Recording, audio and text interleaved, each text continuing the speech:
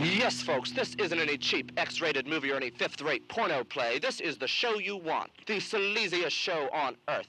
Not actors, not paid imposters, but real, actual filth who have been carefully screened in order to present to you the most flagrant violation of natural law known to man.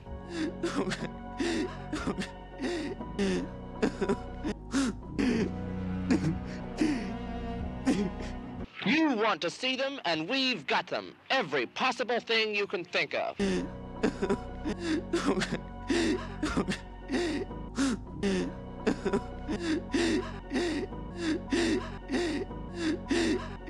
Come on. You'll see two actual queers kissing each other like lovers on the lips. These are actual queers. I don't like girls.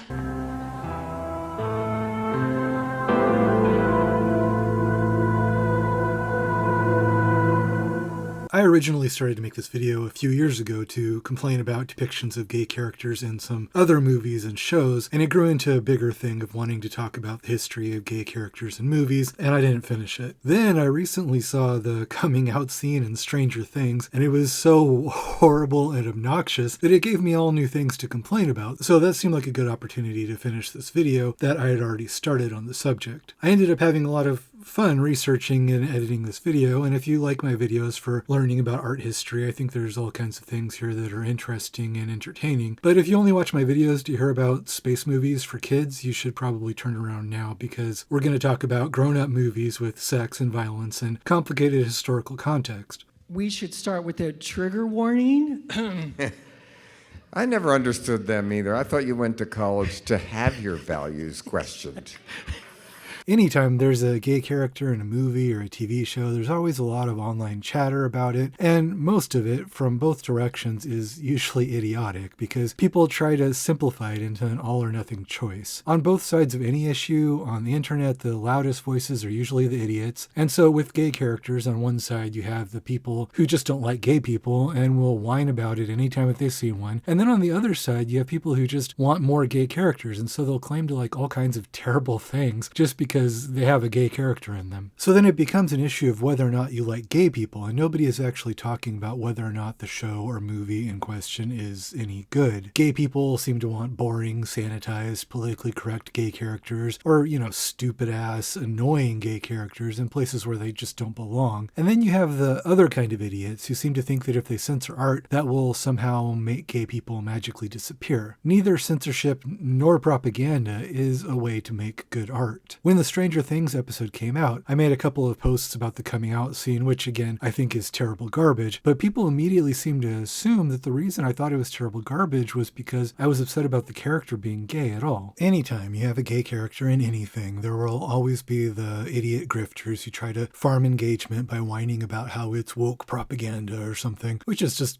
sad and embarrassing at this point. A gay character on a TV show hasn't been new or groundbreaking for over 30 years now. Ryan Phillippe already did it on a daytime soap opera in 1992.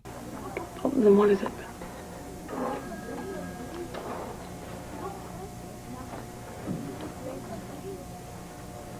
Joey, I'm gay.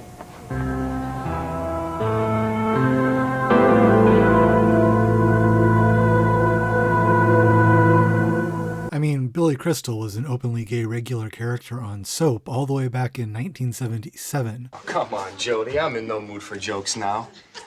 I'm serious. Come on, knock it off, will you? Danny, it's no joke. I'm gay. You never quit, do you?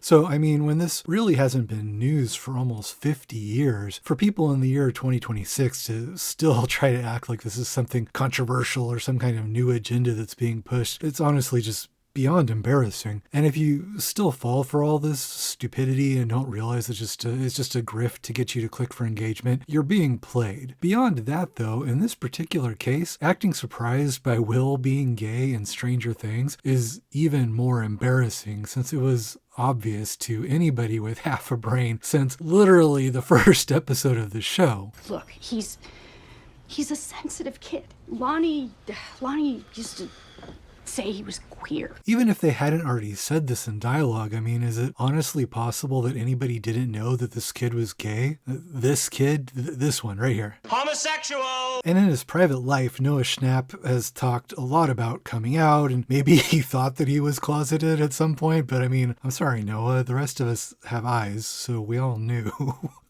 The problem with the coming out scene in the show isn't that he was gay, it was that he never needed to come out in the first place. One of the things that's obnoxious about how the show handles it is that they seem to be so proud of themselves for doing what they seem to consider a groundbreaking thing just by having this big coming out scene. But for them to think that this is groundbreaking in 2026 is just as dumb as the people who still think that a gay character is shocking in 2026. If the show actually wanted to be progressive, the actually progressive thing for the show to do would have been just to give Will a boyfriend sometime back in season 2 and not make a big deal out of it, and to give them interesting stories so that you wanted to watch them because they were interesting characters, not just because Will is the gay one. Make the character a well-rounded and interesting human that gets the same kind of story development you'd expect any other character would need in order to deserve being part of the show. Instead, we get the big sniveling, crying, snot-running coming out scene. This type of junk is just a huge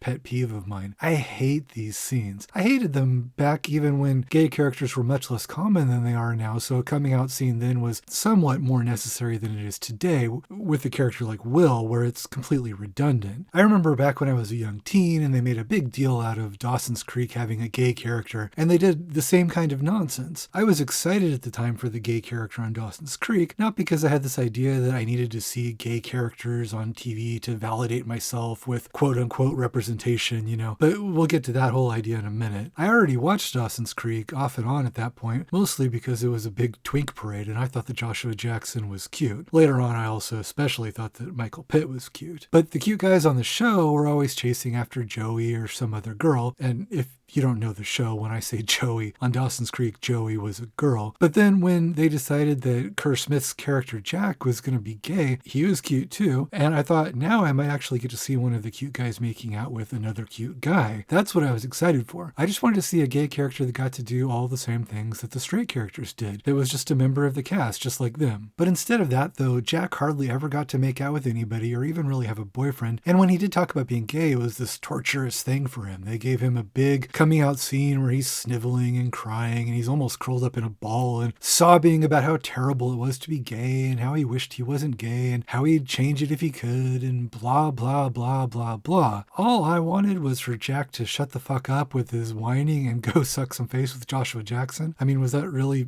so much to ask? This is one conversation that you can't run away from. We are going to talk about me. You calm yourself No, down. I will not calm down, and I will not be quiet. Ask me if I'm gay.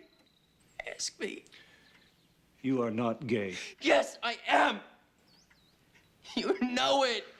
And as hard as you've tried to stamp it out and to ignore it, I have tried harder. I have tried harder than you to be quiet and to forget it and to not bother my family with my problem. But I can't try anymore because it hurts. I'm sorry, Dad. Annie, I'm sorry. I don't want to be going through this, but I am.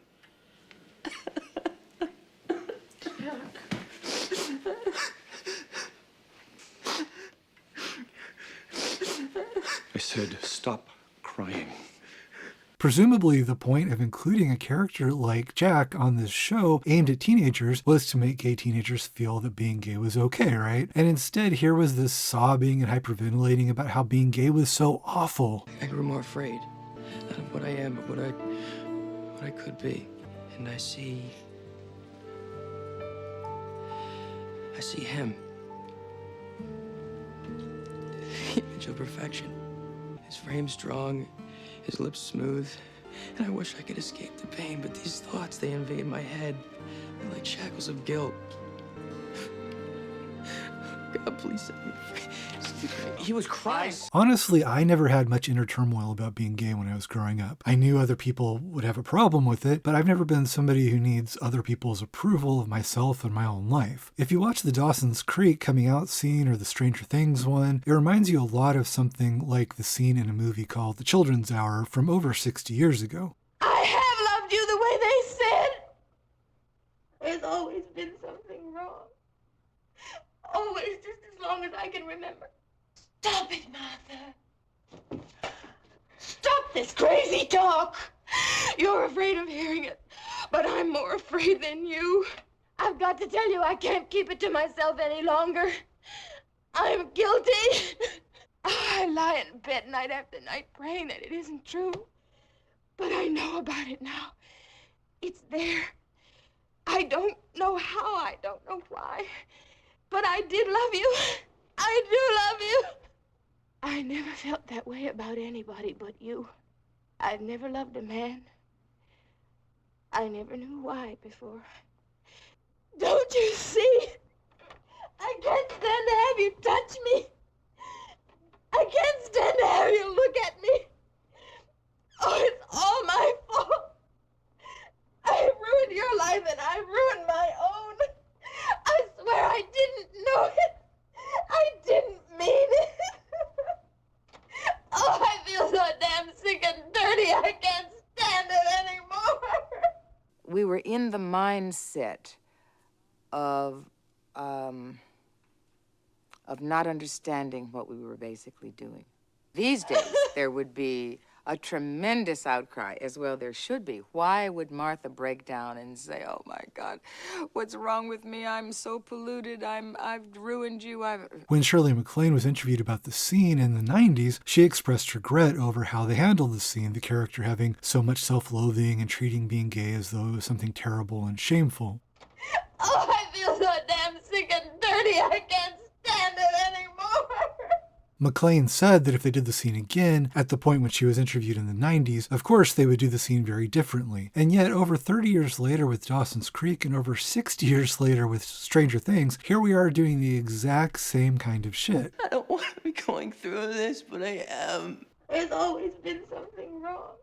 It just makes me feel like something's wrong with me.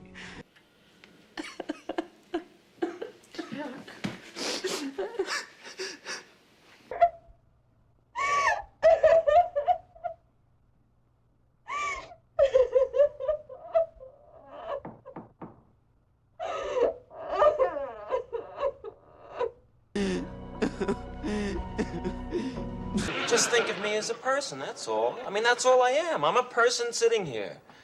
Bert, look at me. I'm a person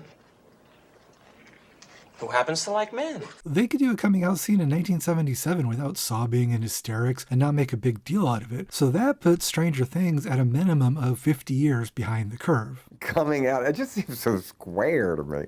I mean, I always was gay. I knew I was gay the moment I saw Elvis Presley when I was probably 10 years old. The American version of Queer as Folk is generally a pretty terrible show, but if you absolutely must do a coming out scene, I'd much rather that you do it like this. I like dick. I want to get fucked by dick. I want to suck dick. I like sucking dick. And I'm good at it, too. Well, that's a start.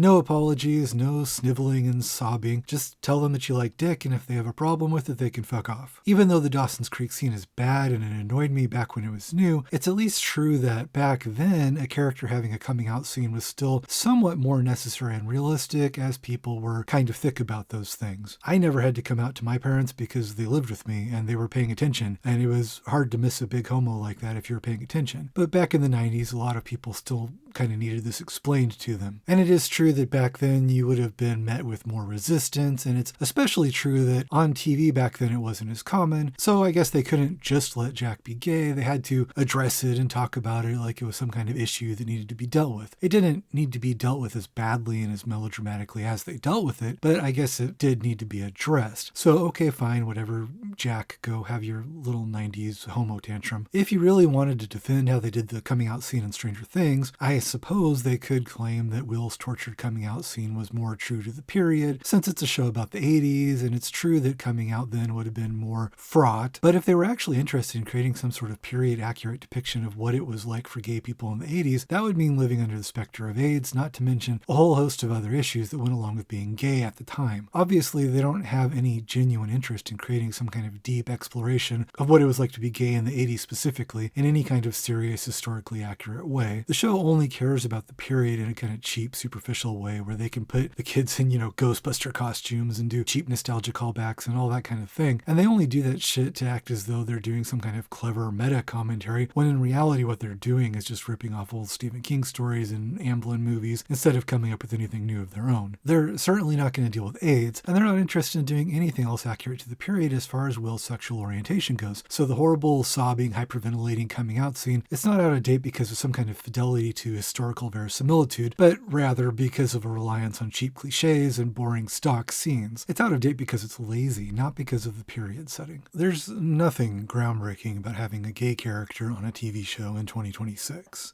The invisible lesbian thing is huge. I didn't see myself represented in anything ever growing up. Like, there was nothing even remotely close. This clip is from 2022, and I don't know how old this woman is, but I'm guessing in her 20s. So is she seriously saying that in the 2000s and in the 2010s, she never saw any lesbian characters in movies and TV whatsoever anywhere? Ellen did her coming out episode in 1997. Queer as Folk had lesbian characters in 1999, and The L Word came out in 2004. So if she really didn't see any lesbian characters when she was growing up, she either was living on some kind of a compound without a TV, or she just wasn't looking. When people talk about needing more gay representation in movies and TV shows, the truth is that there have been very gay movies as long as there have been movies, because there have always been a lot of gay filmmakers, just as there are a disproportionate number of gay people in all of the arts. You know, Jody, when we were younger, there was no such thing as homosexuals. Yes, there were, Jessica. The homosexuals go way back in history. Who? Alexander the Great was gay. Plato was gay. Plato? Mickey Mouse's dog was gay? When you look back through early movie history, it isn't hard to find things that are so obviously gay. If you aren't familiar with the history of gay movies, you'll wonder how they got away with it, because the general narrative is that this kind of thing in movies used to be forbidden and has only recently been allowed.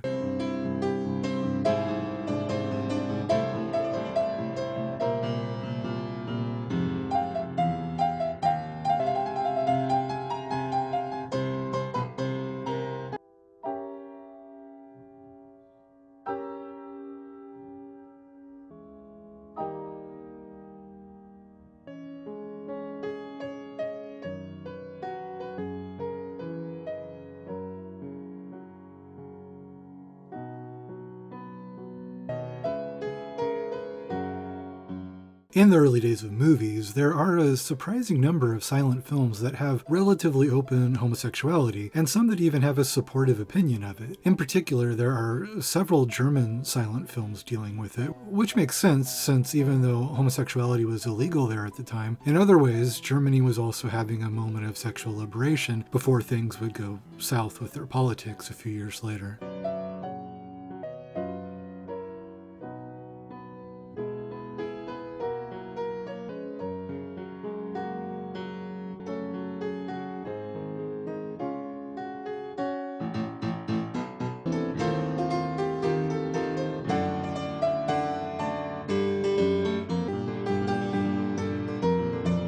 There's the 1928 film Sex and Chains that's noted for spending a lot of time dealing with what frustrated men will get up to in prison when deprived of the company of women.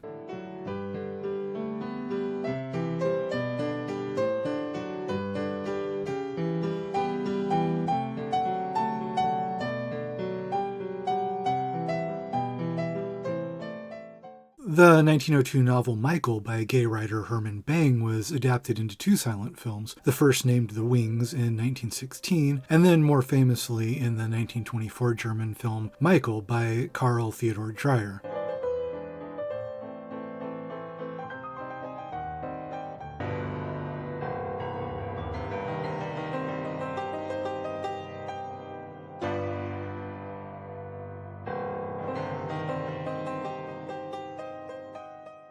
Both versions tell the story of a gay sculptor who's in love with his model.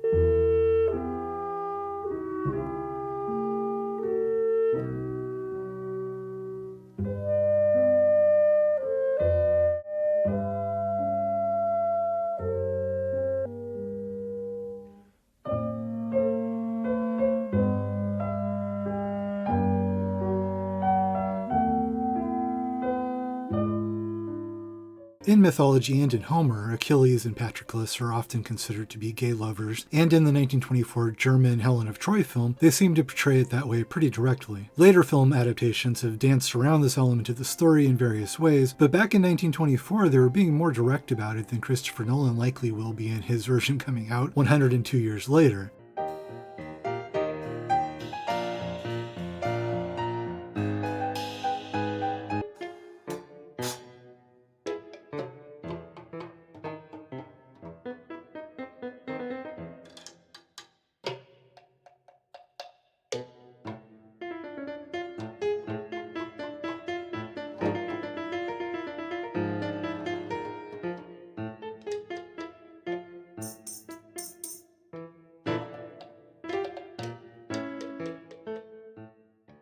Of course, some things that would look gay today weren't intended that way back then, because when actual homosexuality wasn't on most people's radar, men could be more casual about physical affection without people always assuming that there might be a sexual component to it. But the fact that casual physical affection was possible without a lot of people guessing that there might be something gay about it meant that people could include things that were very much intended to be brazenly gay without many people realizing it. So from today's vantage point, there are different categories of scenes going on here. Some that might not have been intended to be gay, and some where the intention is debatable, but others where, with hindsight, the fact that they were meant to be gay couldn't be any clearer.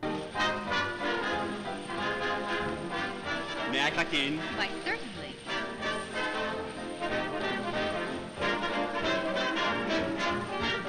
Boys will be boys. Woo!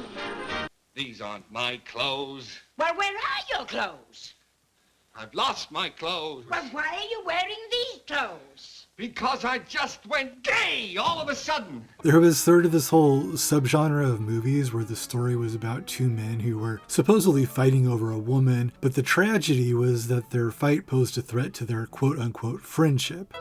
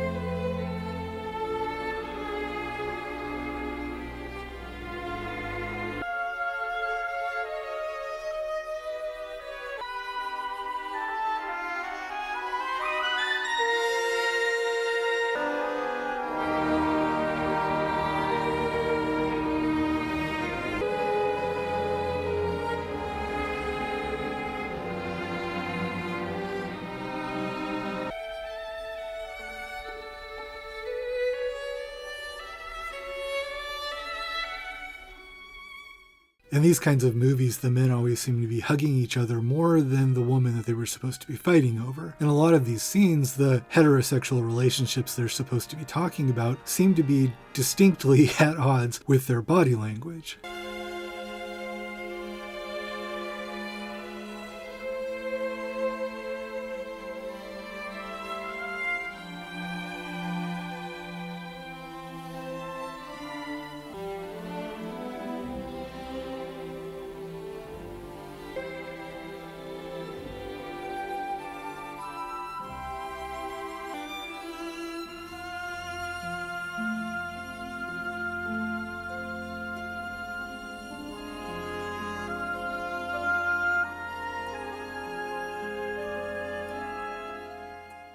In a movie like Brown of Harvard from 1926, it's supposed to be about, straight college chums doing straight college chum sport things. And I guess back then, straight college chums probably did help each other out by rubbing their chest medication in for each other. But there's still something about how a scene like this just goes on for so long that it starts to raise eyebrows. I mean, does it really take 3 or 4 minutes to do that? At what point does it all start to get just a little weird?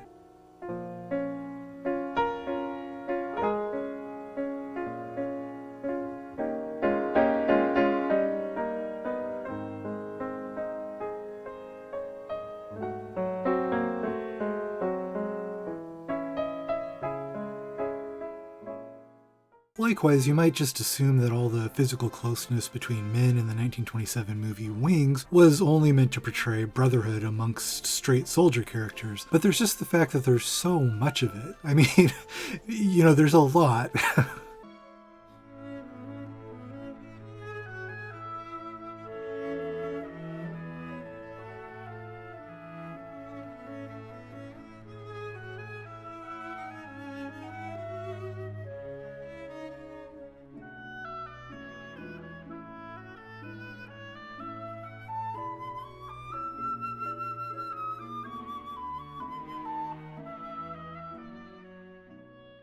The scene that's often noted for its gay kiss is, of course, the scene where Buddy is holding his injured friend as the friend is dying. So, of course, you can read the physical affection as him comforting a dying friend and as an expression of his grief rather than as anything romantic. Another thing that's going on in a lot of these scenes is, of course, the fact that in silent movies, they had to express in body language things that today movies might be more likely to express in dialogue. So you might express an emotional bond with a hug back then rather than with words. It's up to the viewer, though, at what point these things in a scene like this are a normal expression of grief between two straight friends, and at what point it becomes a little unusual for a straight guy to be making out with his dying friend quite so much. Coincidentally or not, the way Buddy holds his dying friend has very distinct echoes of many classical depictions of Achilles mourning the dying Patroclus.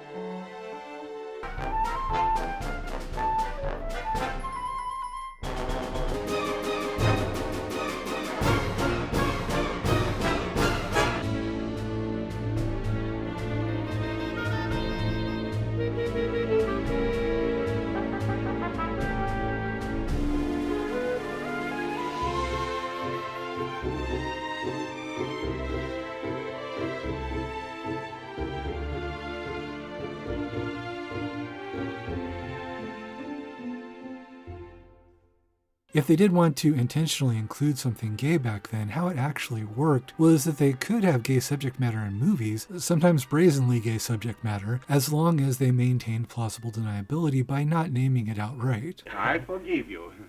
Oh! Go right ahead, boys. Don't mind me. Games and names and go dashing up and down the hall. Tra-la-la-la-la-la-la-la, tra-la-la-la, tra-la-la-la, tra-la-la-la-la-la-la. If a sailor in pajamas I should see, I know he'd scare the life out of me. And on a great big battleship you'd like to be, working as chambermaids and snug. Well, I'm not a machine, Andy. And for the first time, I'm counting on someone else. I've got to. I'm counting on you. And tomorrow night, we're gonna give them a show. What are you doing? Got a date tonight? No. Come on home with me, will you? I'm lonesome. Sure. Sometimes gay characters had to be a little over the top to communicate what was going on because they couldn't just say they were gay or show their love lives. And today, when we look back, people see some of these portrayals as homophobic because they rely on certain stereotypical kind of gay behaviors. There's a very influential book and a documentary about the history of gay depictions in movies called The Celluloid Closet, and it generally divides early movie depictions of gay people into three categories, all of which it mostly sees as derogatory and insulting. Early on, gay people were depicted as jokes, and then later on after that as villains and as victims. These kind of depictions were more of a problem in the 80s when the book came out, or in 1995 when the movie version of the book came out, because there were fewer gay characters to choose from then. Censorship had only recently relaxed to the point where you could name a gay character outright without just implying it, and so at the time there was a sort of battle going on over how that should be handled. It was a new frontier and people had their own opinions and their own agendas with how to use the opportunity. But as the years have gone on and we now have so many gay characters, there are still characters that fit those three types, but there are also obviously a lot of other types too. And it's an oversimplification to say that a gay character belonging to one of those categories is always harmful or that it's always done with malicious intent. In spite of us having a much broader range of mainstream gay characters for decades now, the views of commentaries like The Celluloid Closet have since become the basis for a lot of lazy thinking about gay characters in movies, where people looking for reasons to be offended will get upset over any gay character that isn't flawless and heroic, or an even bigger problem, they'll get upset anytime something bad happens to a gay character or a gay character meets an unpleasant fate in a movie. Characters having flaws and facing difficulties is the center of all drama and fiction, and so insisting that gay characters cannot be flawed or can't be tragic cripples the ability of artists to make gay characters that are actually interesting. And while I understand its purpose at the time, I think the Celluloid Closet view of how gay characters should be treated, it was an oversimplification even way back then. In the first category, where gay characters are treated as comic relief, people get offended by depictions of gay men who are stereotypically feminine or mincing or all of that kind of thing. Hollywood, that great maker of myths, taught straight people what to think about gay people, and gay people what to think about themselves. No one escaped its influence. Your ideas about who you are don't just come from inside you, they come from the culture. And in this culture, they come especially from the movies. The Celluloid Closet includes a lineup of talking heads saying that movies inform the culture and teach people how to feel about things, and so by using gay people as comic relief, movies are therefore teaching people to mock gay people. Immediately following this, though, it has a clip from a movie historian talking about an example in a Chaplin movie where a character prances around to mock people he thinks are gay, and the movie historian points out how interesting it is that even that long ago, these stereotypes were already well known enough to people that when they saw this kind of mincing walk, they would immediately know what the character in the movie was making fun of. A very good example is the Chaplin film Behind the Screen. There's an extraordinary moment where Chaplin kisses someone who looks like a man. He knows that it's a woman. And someone else comes along and sees it and immediately starts swishing around in the most kind of overt, effeminate way. It's fascinating that those stereotypes were so completely in place that a mainstream popular film could assume that the audience would know what this swishy mime was all about. He's correctly pointing out that for this type of humor to work, they would have had to rely on the fact that the audience would already know the stereotype and what was being mocked. So that raises the question, did people already know these stereotypes or did they learn them from movies? I think that at the very least it's a little bit of both, so you can't really blame movies for being the only place where people learn these things. Art doesn't exist in a vacuum, it reacts to culture and experiences. Artists take things that they learned in their life and they put them into their art. Since in order to get the joke, people must have already been familiar with the stereotype. They must have also already had their own opinions about it one way or the other. That wouldn't have immediately been changed by how the movie handled it. It's also not as though these kind of things were something invented purely to mock gay people. I mean, of course, there are real gay people who really do act like this. I'm telling you, if we could get the runs with this show that these dames get in their stockings, I'd be able to make the second payment on my kimono. Here, Clarence, put that in the trunk. And don't wear it. Selfish. Of course, in some cases, portraying gay people who verge on stereotypes might be intended to mock them, but I think in many cases it was just finding humor in real life, and in many cases the people making these portrayals were gay themselves, and they were poking fun at themselves or poking fun at people they knew. It doesn't always mean you hate people to sometimes find humor in how they behave. Very often these portrayals were inside jokes with gay writers, artists, and actors doing what they would have seen as daring by sneaking gay people like themselves and their friends into movies during a time when that was supposedly forbidden. When you know how many gay people have always been involved in the movie industry, and even more so in something like musical theater, it becomes bizarre to assume that things like this were about straight people making fun of gay people, when it's more likely that most of the people involved in making it were all gay themselves. Hollywood was a rollicking place. There were very few rules. It was a haven for people who lived larger than life, had radical views about sex or politics. And there were, a lot of same-sex cohabitation, men and women living together who weren't getting married. But the whole thing about being gay in Hollywood, if you played along, you were okay. The studio executives did not really care if someone was gay or not. They only cared about your public persona. In Hollywood, everyone knew that Rock Hudson was gay. Rock Hudson, selected as the most popular film actor of the year. This is the second year in a row that Mr. Hudson has been picked by Modern Scream as most popular actor. They could get away with things that seem brazenly gay now because at the time, gay people were so on the margins that the only people who would really get what these scenes were about would be people who were in on the joke, usually people who were gay themselves, or who at least knew gay people. If you weren't gay or weren't already familiar with gay people, you'd have no idea about the most obviously gay stuff when it was staring you right in the face. I mean, this was a time when Liberace could be a major celebrity, and somehow even some of his biggest fans would still have no idea that he was gay all the way up until the 70s. I mean, even as recently as the 1980s, a director like Joel Schumacher could be extremely gay in a movie and still have the movie be very mainstream, because most mainstream audiences either would be the type who were friendly with gay people and wouldn't mind it, or they just wouldn't get that it was gay at all. I'm a lonely boy. I ain't got a home.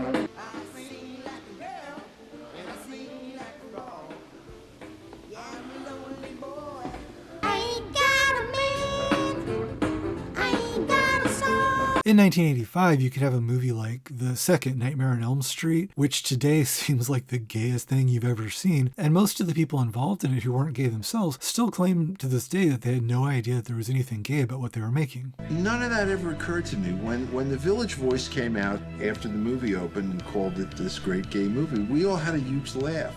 We thought it was the funniest thing. Where did they get that from? Listen, I'm gonna leave. I'm not into this. Sorry.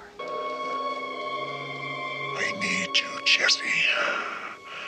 Something is trying to get inside my body. He's inside me. Fred Krueger! He's inside me, and he wants to take me again! He owns me. I didn't get it. I didn't catch it in the script. I never was aware until I heard that Native magazine in New York had said this is the first gay movie.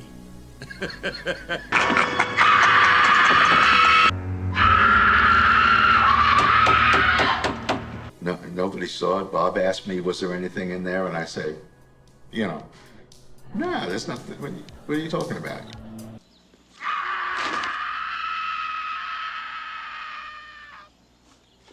Mommy, why can't Jesse wake up like everybody else? Why I didn't get it, I don't know. But I mean, just because it never occurred to me, Christ, what do I have to do to make you understand me?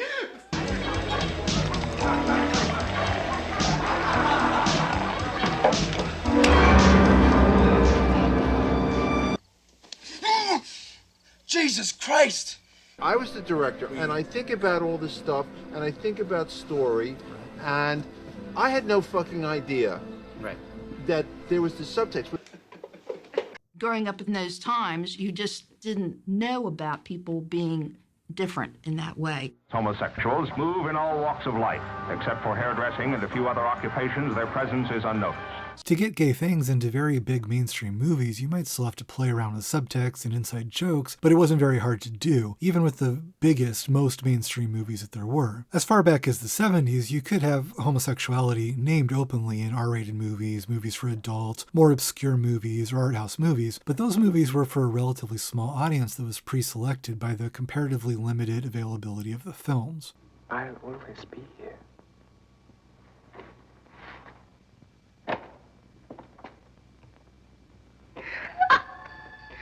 In this environment, a lot of the movies were meant to be transgressive and provocative, and they were made by gay people for hip people, and they weren't concerned with placating a mainstream audience. What's happened in the last few decades when homosexuality became more mainstream is that people now started considering what message straight audiences who weren't in on the joke would get from the gay subject matter that they saw in movies, because now suddenly straight people and people who weren't okay with gay people might actually realize what they were watching. The result of that is that gay characters became more scrutinized for what messages they could possibly be sending, and gay people started to condemn the characters if they seemed to be possibly giving people a bad image of gay people. Rather than gay people making inside jokes for gay people, they started to worry much more about what outsiders would make of these depictions. So what I would say actually happened is that as gay people became more accepted, their depictions in movies became much more sanitized and much less fun than they used to be before.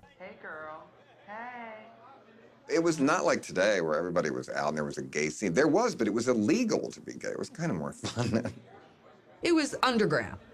Instead of operating as art, depictions of gay characters started operating as propaganda. They were seen as a way to educate the general public on the wholesome, politically correct version of their lives that gay people wanted to project. This led to a much greater scrutiny about things that seemed negative or stereotypical, or any depiction that showed gay people as flawed at all were all suddenly problematic. This idea has continued to the present in a lot of what I now call the Lindsay Ellis school of film criticism, where people think it makes them look intelligent to judge older art through the lens of today's expectations, and then to feel superior about yourself when you find out that people dealt with an issue differently in the past than we would be expected to deal with it today, now that we're supposedly so much more enlightened. But viewing an older movie with a modern lens doesn't actually show that you're more enlightened than the people who made it. What it shows is that you're ignorant of the context in which it was made. If you're actually interested in understanding a piece of art, you can't judge it by the mores of a time and place that it wasn't made for and for which it wasn't intended. If you want to understand art, you're supposed to understand it on its own terms. It's not all about you. Internet critics, like Lindsay Ellis, love making videos pointing out what they consider to be gay-coded villains in older movies, as though they've uncovered something nefarious. If you want to look for this kind of thing with villains that seem like they were intended to be gay-coded, it's not difficult to find endless examples. Hitchcock loved using gay subtext in gay characters, many of whom were villains and killers. I keep her underwear on this side. They were made specially for her by the nuns in the convent of St. Clair. While she was undressing, she'd tell me about the party she'd been to. Almost all of the villains in the Adam West Batman TV show were gay, or at least gay adjacent in one way or another, subtextually or in some cases very obviously. When Ellis and internet critics like her talk about this, of course, they like to use examples from Disney movies, because Disney movies are operating at about the same intellectual level as the kind of criticism that they're doing. So you get all these videos about Captain Hook is gay, Scar is gay, Cruella de Vil and Ursula act like queenie old gay men, and on and on. Obviously, this is very low-hanging fruit, if you'll allow a pun that's so cheap that I didn't even realize I was making it until it was half written. It's very easy to go back through these movies and find gay-coded villains all the way up until the 90s or even the 2000s. But the thing about it is, if you were gay when these things came out, the gay subtext of the characters like Batman villains on the TV show or a character like Ursula, this wasn't hidden, it was blindingly obvious. And the important thing about it is that it usually wasn't meant to be a mockery of or an attack on gay people. Ursula, for example, was very clearly and explicitly and intentionally based on the actor Divine, famous for his roles in John Waters movies. And before somebody tries to correct me and say that Divine was a she, Divine was not trans. John Waters corrects people anytime they try to say that Divine was a woman or to use female pronouns for him. Divine was an actor named Glenn Milstead who liked to play both male and female roles, and Divine was a satirical character he created to mock gender roles. What do you think Divine would be doing if they were still alive? He wasn't a they. Divine was a proud drag queen and a man. He never wore women's clothes. He was proudly a drag queen. He didn't live as a woman ever.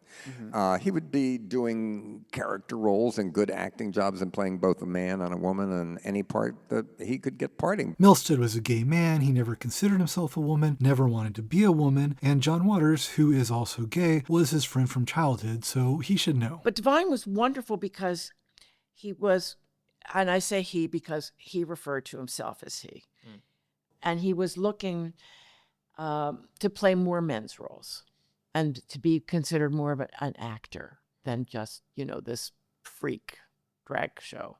When Divine went out to promote Lust in the Dust, I naively said to him, why don't you wear your outfit as Rosie Velez? You would have thought I slapped him in the face. He said, I won't wear any of my work clothes on a television talk show. Are you a transvestite? No. You're not? No. Did he want to be a woman? Never. He never, ever wanted a sex change. He never, ever wanted to become a woman. It was a job.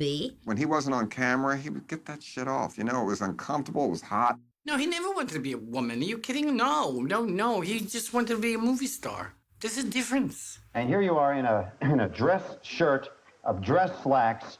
Where is the Divine we all know? In the closet and in a couple of suitcases right now. People couldn't see past the man in drag to the commitment to the performance, to the skill of the performance. He was very depressed because he was trying to parlay this Divine character that had been his stock in trade into an acting career as a man. I never set out in the beginning to play just female parts, but they were the only parts that came my way. They were written especially for me, and they were the leads of films. As a young, aspiring actor, you don't turn down the lead in the movie. I encourage this heavily because he was making fun of drag. So, if you've been calling Divine a woman, it's time to stop because you're wrong. But the reason I make that distinction is because it's relevant to why they based Ursula on him in The Little Mermaid. Divine was a gay man famous for movies with a gay director, and many of the people involved in creating the character of Ursula were also gay men. Divine was an influence. Divine was this person that Howard knew from Baltimore, who's a cross-dressing guy who was in these John Waters movies. I thought it was great. It was the ultimate irony. I'm sure that if you went to the Disney executives before they made this movie and said, we're going to have a very large character, this character is a big character in the movie. It's not some tiny little ingenue part that comes in for a second.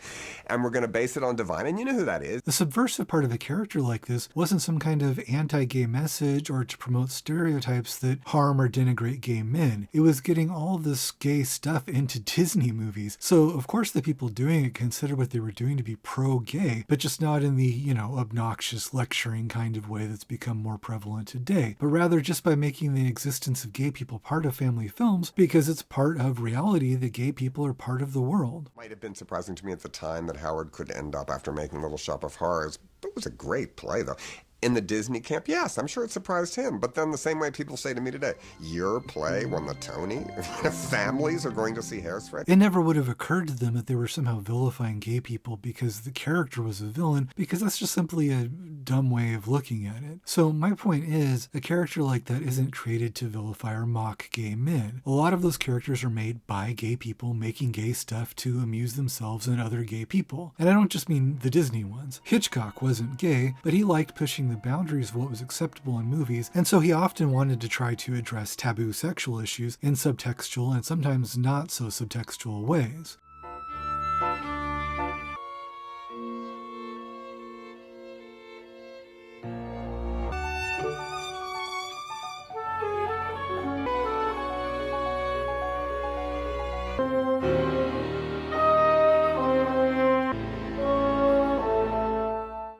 I do wish you'd keep your hands quiet. You're so restless lately. I like them to look just right. Did I file them too short? Oh, no, Ma. They're just fine. Thanks. Don't you call me that. Oh, you must be tired, Guy. I know I am. I've had a strenuous evening. He also made mystery and thriller movies with lots of villainous or shady characters, and so the result is that a lot of his villainous characters, which are also a lot of his most interesting characters, are gay or gay adjacent. Americans got no sense of proportion. Come in. Can't stand this ridiculous lack of privacy. Lock the door. I wonder if I might have a few words of parting with you, sir. Certainly. In private. private? Sometimes the truth does taste like a mouthful of worms. Truth? I've heard nothing but innuendo. Call it my woman's intuition, if you will. I think you're jealous.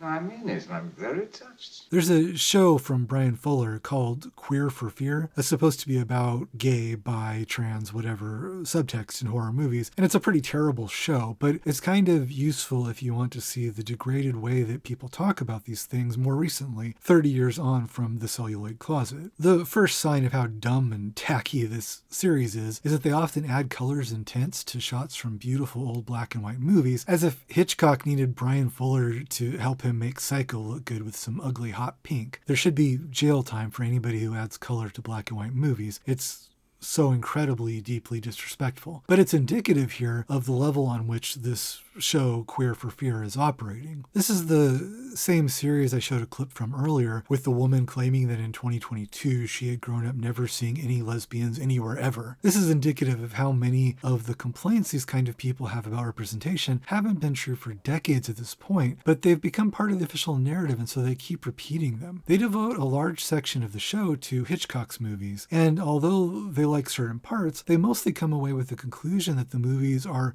quote unquote problematic because many of Hitchcock's gay characters were villains or creeps. There is this notion that gay men not only don't want to have sex with women, but hate them and want to kill them. It's not just that these guys are somehow warped outsiders of society. They are literal menaces to the common good. He got away with putting these kind of characters in a time that you didn't see gay characters. But the gay characters weren't exactly heroes.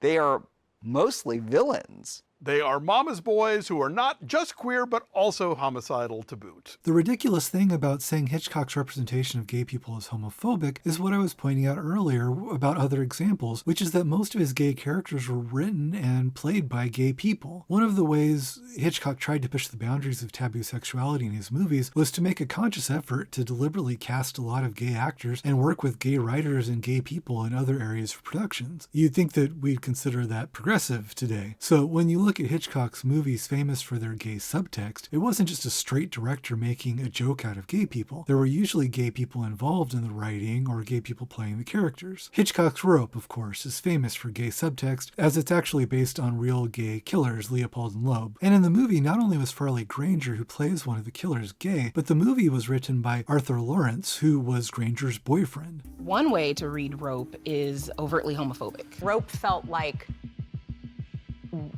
almost more explicitly demonizing these gay characters. So with Rope, you have a gay guy writing a gay character for his gay boyfriend to play based on real-life gay people, and then you get these idiots 70 years later who come along and just notice that the gay character kills somebody, and so they say that the movie's homophobic. Not only did Lawrence not object to having a gay character being a killer, he originally pushed for there to be more gay material in the film. In the movie, it's very heavily hinted that Granger's character and the other killer are lovers, but originally it was also to be much more heavily implied that they were in some sort of three-way affair with their professor, who in the movie is played by Jimmy Stewart. Originally, the professor was supposed to be played by Cary Grant, and the other killer was supposed to be played by Montgomery Clift, so that all three of these characters would be played by gay actors. In Rope, you have a teacher who is also supposed to be homosexual. I smile because Hitch wanted Cary Grant for that part, Montgomery Clift, for one of the boys. And according to what he told me, they both turned it down because they didn't want to be identified with it. But the intention was that this teacher had influenced these boys with Nietzsche's philosophy of the Superman, and he also had an affair with one of them. The thing to me that is best about the picture is not the technical side. What is extraordinary about it is its treatment of homosexuality. I mean, today it still is one of the most sophisticated movies ever made on that subject. Probably treats them more as people than anybody else has. Hitchcock certainly knew that, and it certainly attracted him. And what he liked was not that they were homosexual, but they were homosexual murderers.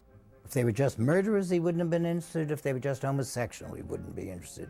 You had to have another little twist to it, and that he liked. Hitchcock's Stranger on a Train is also considered to have a lot of gay subtext, and it was probably intentional from the outset, as the book on which it's based was written by Patricia Highsmith, who was gay, and also created the Ripley books, Talented Mr. Ripley. And in this movie, Hitchcock casts Farley Granger again. Hitchcock cast Montgomery Clift in I Confess, Clift's homosexuality being well known now. Hitchcock cast Anthony Perkins in Psycho, Perkins also being gay. If Peter Lorre wasn't gay, he was at least very fond of playing gay characters. Raymond Burr played the heavy in another of Hitchcock's best movies, Rear Window, and the fact that he was gay was an open secret in Hollywood, as was the fact that he lived for over 30 years with his longtime boyfriend Robert Benvenides, in spite of him inventing an imaginary history that he would tell reporters involving 2 dead wives and even a son who he claimed died from leukemia, and none of whom seemed to have left any photographs or records or any proof at all that they ever existed. Cary Grant was another Hitchcock favorite. Hitchcock cast him in North by Northwest, To Catch a Thief, Notorious, and Suspicion. Grant lived for over a decade with his lover Randolph Scott. In publications for the flyover states, they were referred to as roommates, but it was such common knowledge that they were gay that you couldn't even really call it a secret. Well, I feel it's about time for a dip.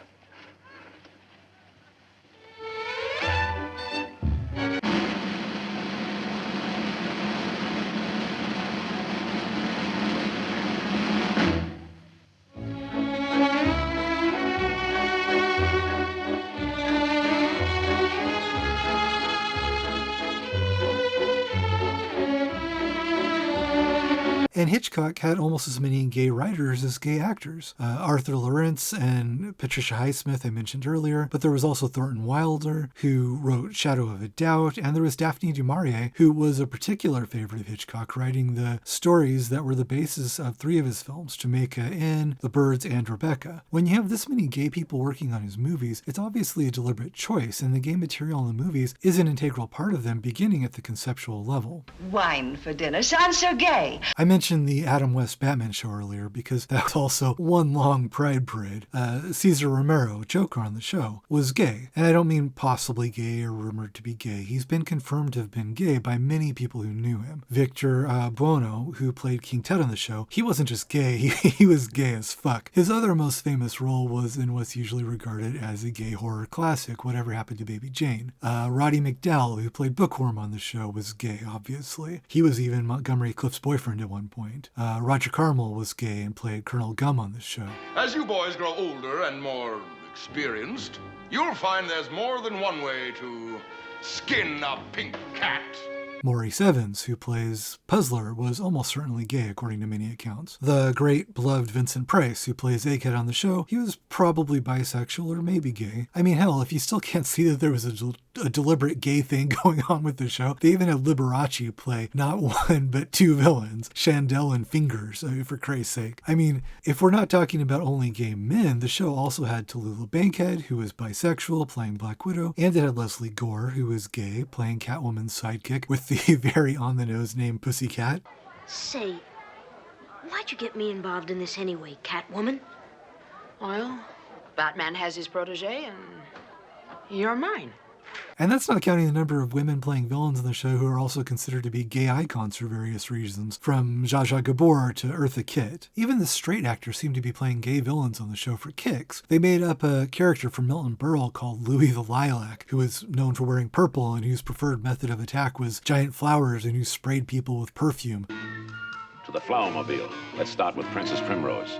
So, I mean, even though Milton Berle was straight, I'd be surprised if somebody involved in making the character wasn't a gay guy having a laugh. Before the show, a lot of people had already seen the whole Batman thing as gay anyway, with Frederick Wortham famously finding gay subtext in the comics in his 1954 book Seduction of the Innocent. So it makes sense that gay people would have fun with the character when they made the show. It's part of the same reason that Joel Schumacher was interested in it decades later. You just look at the volume of gay stuff in the Batman show collectively, and it's clear that it's intentionally camp from its conception. Would you look at her? Every inch a queen. So to reiterate the point that I think I've made by now, this clearly isn't about straight people making fun of gay people. It's about gay people and gay actors doing these characters and stories for their own amusement. And be they Batman bad guys or Disney villains, I always loved these characters when I was younger. And when I got old enough to figure out that they were mostly pretty gay, that just made them more entertaining for me. It never occurred to me that because these villains were gay, that was somehow supposed to say that gay people were villains. But because now you have all these people trying to score virtue signal points by looking for things to get offended by, and because more recently they all have a platform on the internet and can monetize their complaints, now studios and some artists are so afraid of offending anybody that instead of gay characters in movies becoming more interesting and developed and human, we've gone backwards, and instead of characters, they've become bland propaganda mouthpieces that aren't allowed to do anything wrong or have any flaws. The straight characters can be people, but the gay characters have to be cardboard cutouts. That's why when we have a big gay show that breaks through now, it's always shit like Heartstopper or Love, Simon or Heated Rivalry or Young Royals. You know what all of those kinds of shows have in common? They're almost all created by women or based on books written by women. That's why they have such broad appeal and people find them non-threatening, because they actually aren't gay at all. They're heterosexual female fantasies. Now, of course, if women want to write their,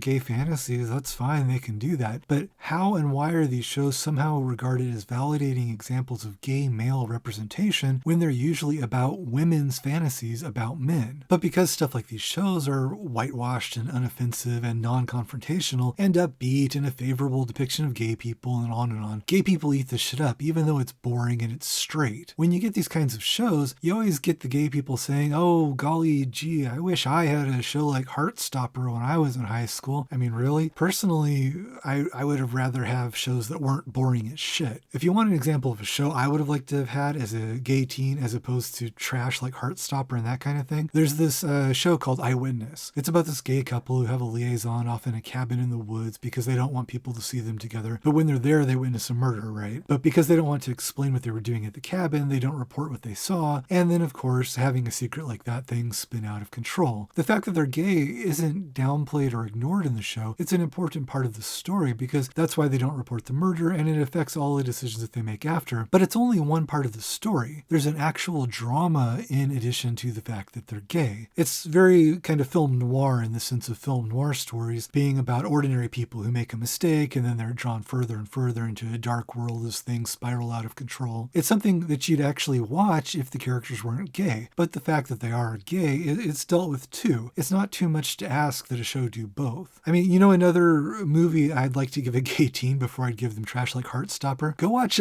Chuck and Buck by Mike White. I love that movie. It's about a gay guy and he's a little fucked up. He's actually a creepy stalker character, but that's what gives the movie a compelling story and it makes it funny and entertaining. And it's actually written and directed by an actual gay man. I think real equality is when gay characters are treated like the straight characters and they can be full humans and they can do all the things that the straight characters can do, which means they can be good or bad, they can be heroes or villains, they can be endearing, they can be repulsive, they can be obnoxious, selfish, evil, deluded, or they can be all of the above and all the other things that straight characters with complex, contradictory personalities can be. It's a major problem how people judge whether a portrayal is good or bad based on whether or not it's a depiction of themselves that they view as being somehow favorable. A common reaction that I see to gay characters is I see gay people griping that it's a bad movie or a bad show because the characters aren't like them or like their friends. Well, no shit, every gay character isn't going to be like you because every gay person isn't the same. Wanting to see yourself and only favorable depictions of yourself in all the movies and art you see, it just simply isn't a valid way to view art. People saying that they can't relate to something because they didn't see any characters that are like them haven't learned to properly watch art. You don't go to movies only to see yourself. You go specifically to experience things you couldn't experience in your own life. Roger Ebert said that movies are like a machine that generates empathy. He said that the purpose of civilization and growth is to be able to reach out and empathize with other people, and that art lets you understand a little bit more about hopes, aspirations, dreams, and fears that are different than your own. If the art is working, it allows you to understand the life of somebody who is totally different than you are, and in that experience, you see that people who are different than you have common human emotions that you also experience, and you understand your common humanity. Saying that you can't relate to a character in a movie because they don't look like you or have superficial characteristics in common with you isn't just an illiterate way to view art. It's solipsistic, and it's bordering on sociopathic. The idea that you can't identify with or empathize with people who don't look like you or who are different than you, that's actually kind of frightening.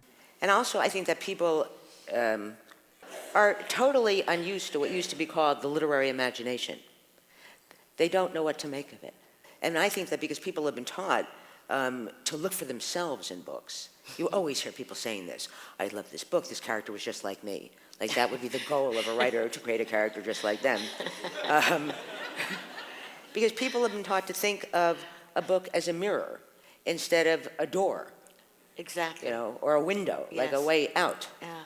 There are lots of needs for art. The greatest one is the mirror. No, I think you're exactly right. The willingness to surrender to the book or step through that door, be in that landscape, not looking for data, maybe sometimes knowledge, but certainly imaginative insight and the company of people that are interesting and compelling.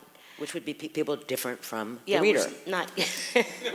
I understand that people look for art that deals with topics that are of interest to them, and I realize that if you go your whole life never seeing any gay characters in the art you view, that could be a strange experience. But that's a problem with particular art industries on a macro scale. It's a cumulative problem with all the movies or shows that they produce over a given period. On an individual level, evaluating one particular movie or show, each is different, and so they can't all be all things to all people, and they can't be expected to each have the same checklist of groups and types that they should all try to represent. Trying to make everything be equally for everybody isn't actually about inclusion. It's what corporations do to try to maximize profitability, but in trying to be all things for all people, they end up becoming bland and generic because they can't pick one particular subject to focus on in meaningful detail, and so instead of pleasing everybody, they become mediocre crap, and so they end up pleasing nobody. When I was growing up, it's true that there were fewer gay characters in mainstream media, and especially in media targeted at children, but that didn't mean that I had any problem finding characters and stories that I could relate to emotionally. I was always obsessed with movies, TV shows, books. I found more art that spoke to me than I could practically take in an average lifetime. I was always finding stories about, lonely, bookish, artistic, outcast characters that, while they may not have been gay necessarily, they reminded me of myself very specifically. I always identified with stories about lonely boys. I especially loved any story about a boy who spent his time wandering out in the wilderness and having adventures off alone by himself with nobody else with him except for his loyal dog, Where the Red Fern Grows, Summer of the Monkeys, Old Yeller, anything like that I'd read or watch over and over again. I was drawn to what you might euphemistically call sensitive boys. Look, he's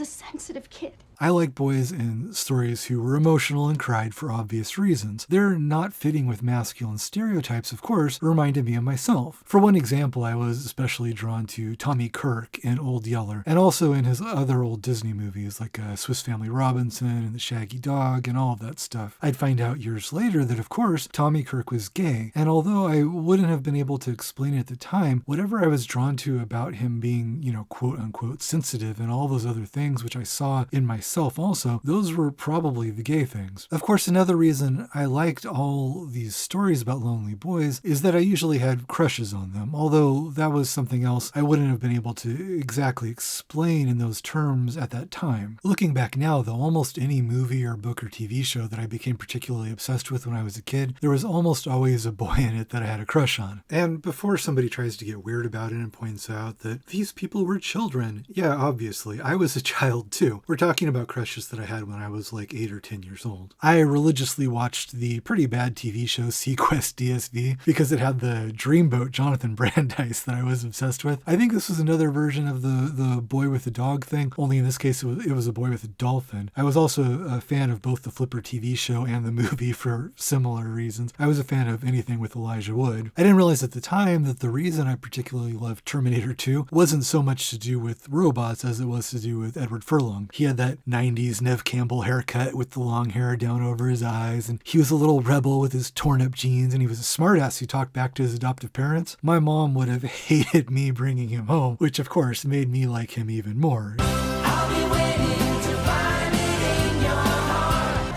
Evening, Mr. Nailbox. Hey, how you doing, Gacy Bate? Obviously, gay kids have crushes just like straight kids do. You don't yet have specific sexual fantasies, but you're drawn to other boys the same way straight boys are fascinated with the cute girls that they meet. They don't know what to do with those feelings yet, so they tease the girls or they act out in other ways, wanting their attention, but not wanting to say that they want their attention. Likewise, when I had crushes on other boys as a kid, I always just thought of it in terms of a vague notion that I just really like to be their friends, you know? But somehow I knew that I wanted to be closer to them than that. When I saw a character like Tommy Kirk's Travis in Old Yeller when he was crying, I had this intense emotional reaction to it because I identified with him as another quote-unquote sensitive boy, but also because I wanted to hug him and comfort him. I knew I could show him that I understood him better than any of the other characters in the movie did. I think in the back of my mind, I thought that maybe if I could show a boy like that I understood him, then maybe we could, be friends and go off and have adventures in the woods together, just me and him and his dog, and maybe he'd let me live with him in a treehouse or something. It wasn't all that well thought out. It was an emotional reaction that you have. I was intensely fascinated with the Neverending Story for the same reason. Bastian was another sensitive, nerdy boy with no friends, being chased and bullied, and when he skips class, his idea of a good time is to go be alone in an attic and read books by himself. I mean, you couldn't have made a much more on-the-nose depiction of me as a child if you tried. But I was also fascinated with the way he seemed to have some kind of psychic connection with Atreyu when he read about Atreyu's adventures in the book. It seemed exactly like the emotional connection that I had with all the lonely boy characters that I read about and all of those lonely boys in the wilderness books. No. Atreyu wouldn't quit now. It wasn't an explicitly romantic connection, of course, but emotionally it was romantic in a way that I could understand at a child's level. And then also, of course, there was Neverending Story 2, which was a pretty terrible movie, but it was a Neverending Story movie, and this one had Jonathan Brandis in it, so of course I liked that one too. But the point I'm trying to make is that even though none of these stories were explicitly gay, I found ways not just to connect to the characters emotionally, but specifically to connect them to parts of my own experiences that were unique to being a gay child, even though the characters were straight. One movie in particular I remember having a profound emotional reaction to was The Fox and the Hound. It's not a particularly great Disney movie. I don't know if kids today even watch that one at all anymore. I just saw it because it was relatively recent when I was little and it was around on VHS and everything. I'm also not either a fox or a hound, but still something in the movie hit me on this gut level when I saw it. My, look at that. A fox and a hound playing together. The fox and the hound are friends, but society tells them that it's wrong. The fox isn't meant to be friends with the hound. And so at the end of the movie, they have to be separated. The fox going back into the woods to never see the hound again. It's supposed to be a happy ending in some weird kind of way because the fox finds a lady fox and stays with her in the woods. But I didn't see why he'd have any interest in living with that stupid lady fox. I just thought it was the most horribly tragic thing I'd ever seen that he couldn't go back and be with his friend. Whatever the extent to which I understood this as an analogy for the way that society felt about me and the boys that I wanted to be quote-unquote friends with, at the end of the movie when the fox and the hound were separated, I remember being emotionally devastated by it, and I remember crying and crying over the movie. This disproportionate reaction to the movie might have alarmed my parents, but then they were also already used to the fact that I was a quote-unquote sensitive child, so they might have understood it better than I did. Copper, you're my very best friend. And you're mine too, Todd. And we'll always be friends forever, won't we? Yeah, forever. But it's endless examples like that which are the reason I never felt like I needed to see gay characters all the time in order to be able to emotionally relate to a story. If you aren't a sociopath, you relate to people different than yourself all the time, or even to cartoon foxes and hounds that are different than yourself in almost every possible way. And Jonathan Brandis was still a dreamboat, even though I knew he liked girls. So I'm not looking for characters in movies to be exactly like me for me to be able to relate to them. And I'm certainly not looking for them to be sanitized role models projecting what I'd like straight people to imagine that gay people are like. All I want from a gay character in a show, aside from him hopefully sucking face with Joshua Jackson, is the same thing I'd want from any straight character, which is to be an interesting character. With any movie that has gay characters, the rule of thumb you should use to judge how good it is whether or not you'd watch the same movie if the characters were straight. If the only reason you're watching it is because the character is gay and it would be boring if he was straight, then it's a boring show, and the character being gay doesn't change that. So that's why I say give me gay characters that are flawed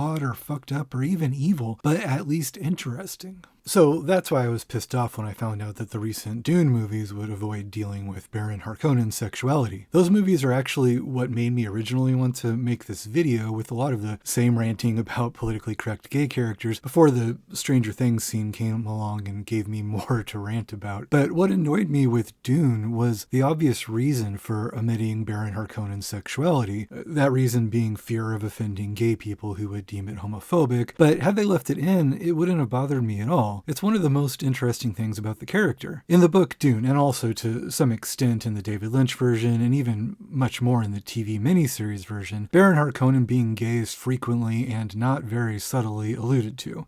The slave is quite a specimen this time, don't you think, Raban?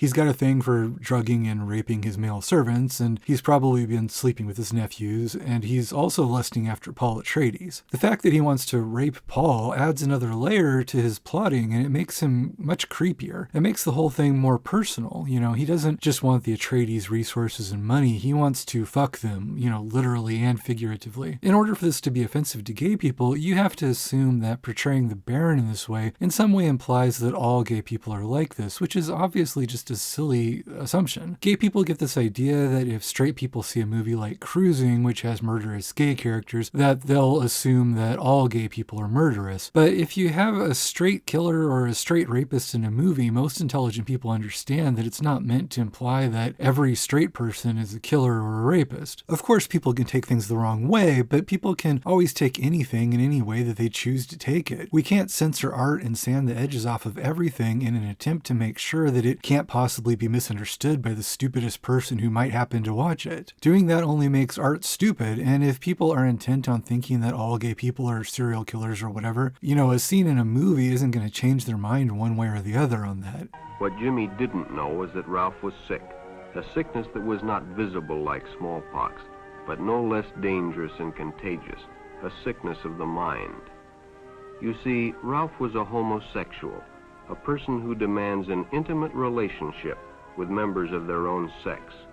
Now, of course, there are homophobic movies out there, and homophobic people who have made movies. So part of the offense over Baron Harkonnen in the book comes from the assumption that Frank Herbert is using the Baron's homosexuality as a way to depict his moral depravity because he, Frank Herbert, thinks that gay people are morally depraved. As far as Frank Herbert's opinions on gay people go, we don't actually have a record of him saying much of anything about it. What we do have is only a couple of very vague things from secondhand reports. One of Frank's sons, Brian Herbert, has said that his brother Bruce Herbert believed that their father didn't want him to see their mother when she was dying because Frank didn't approve of Bruce being gay. Now, this could have been true, but all we know about it is that Brian said that it's what Bruce believed. We don't have Frank Herbert commenting on it one way or the other himself, and we don't even have Bruce himself telling his side of the story because Bruce Herbert died from AIDS-related pneumonia back in 1993. So this is a third-hand account with no context or clarification, and yet, like people always feel entitled to do now, people take one fact or a sort of a fact and then they just invent the rest of the story into whatever form they prefer. People's speculation about this whole situation isn't evidence, and it's frankly very disrespectful to do to somebody who died from AIDS and who is no longer here to tell his version of the story. What we know is that there was some sort of a rift between Frank and his gay son, but we don't have the facts to know anything else about it. I mean, is it possible that Frank Herbert didn't like gay people or that he felt they were morally repugnant?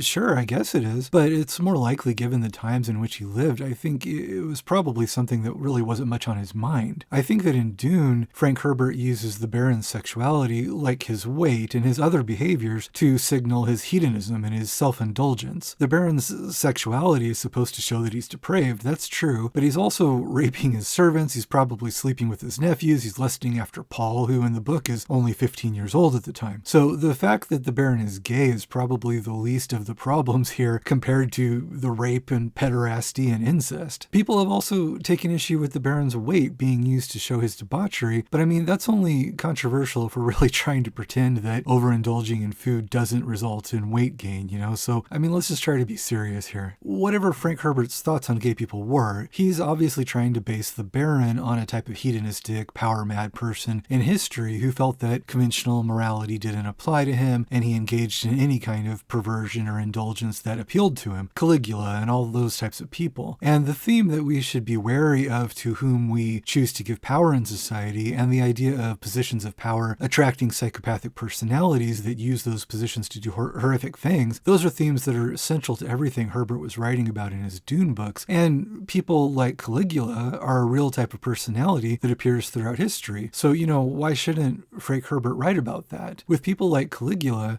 sexual behavior that's traditionally taboo, including gay sexuality, is a common feature of their debauchery. So I don't see why Herbert shouldn't include it here unless he's trying to ignore real history in favor of propaganda. Inasmuch as it affects what's in the book, whatever Herbert's personal opinions on gay people were, they haven't led him to write anything in the book that I find objectionable. And I like that he gives a sexual dimension to the Baron's crimes for the reasons that I said earlier. So when they were making the movie, I was really hoping that the new movie would let the Baron be gay. The title for an earlier version of this video was going to be Let Baron Harkonnen Suck a Dick, until it occurred to me that, that probably wouldn't fly on YouTube. In the musical Jesus Christ Superstar, King Herod is often portrayed as, gay or gay-coded, and people take offense to this at times for similar reasons to the whole Baron Harkonnen situation, assuming homosexuality is being used here as a shorthand for moral depravity. It is true that in the musical, Herod is meant to be shown as debauched, hedonistic, and that kind of character, and he's there to mock Christ for his moral virtue. But like I was saying with a lot of the gay-coded Disney villains, when Herod is shown as being flamboyantly gay, it's usually done by gay actors camping it up to amuse themselves, as opposed to straight people looking to slander gay people. I mean, this is, musical theater we're talking about. Most of the time, the actor playing Jesus is probably gay too. Joel Grey said that the MC in Cabaret was his depiction of Hitler, and at the same time, he also played him as gay as he could. Cabaret is a musical written by Kander and Ebb, who were both gay, and it's based on a book by Christopher Isherwood, who was also gay, and it was Isherwood's depiction of the sexually liberated days in Weimar Germany as they were overtaken by Nazis, which is something that he personally experienced. And Joel Grey is gay and also Jewish. So if those people want to do their gay Hitler, I'd say it's their right to do that if it expresses something for them. Frank Herbert and Andrew Lloyd Webber aren't gay, but I also don't think that you need to be gay to write about gay people. I don't think this type of character becomes any more offensive just because of who wrote it. At the moment, probably one of the most high-profile examples of people getting their panties in a twist over this kind of character would be Buffalo Bill in Silence of the Lambs. It's been headlines again recently because of it apparently just recently occurring to the kids these days that there's something going on with this character's sexuality. I don't know why it's suddenly a thing again. Maybe there was a TikTok about it or something. But of course, the truth is that if you know the history of the movie, then you know people have been offended by it for various reasons since it came out. And the whole controversy was as silly then as it has been every single subsequent time when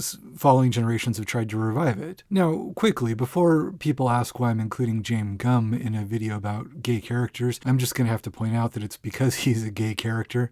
Buffalo Bill, like Divine, is not and has never been trans. Both the movie and the book of Silence of the Lambs go to great lengths to point out that he is not trans. His psychopathy has nothing to do with that. The significance of the moth is change. Our belly wants to change too. There's no correlation in the literature between transsexualism and violence. Transsexuals are very passive. Billy is not a real transsexual, but he thinks he is. He tries to be. He's tried to be a lot of things, I expect. There are 3 major centers for transsexual surgery. I wouldn't be surprised if Billy had applied for sex reassignment at one or all of them and been rejected. On what basis would they reject him? Look for severe childhood disturbances associated with violence. Our Billy wasn't born a criminal, Clarice. He was made one through years of systematic abuse. Our Billy hates his own identity, you see. He always has, and he thinks that makes him a transsexual. But his pathology is 1,000 times more savage and more terrifying. I met with female impersonators. I went to some very interesting bars, looking and talking to people about, a side of life that I'm not familiar with. And I came to the conclusion that none of that had anything really to do with this. He's not a transvestite either, or a transsexual. He was playing with these ideas. I want you, so I'm going to have you.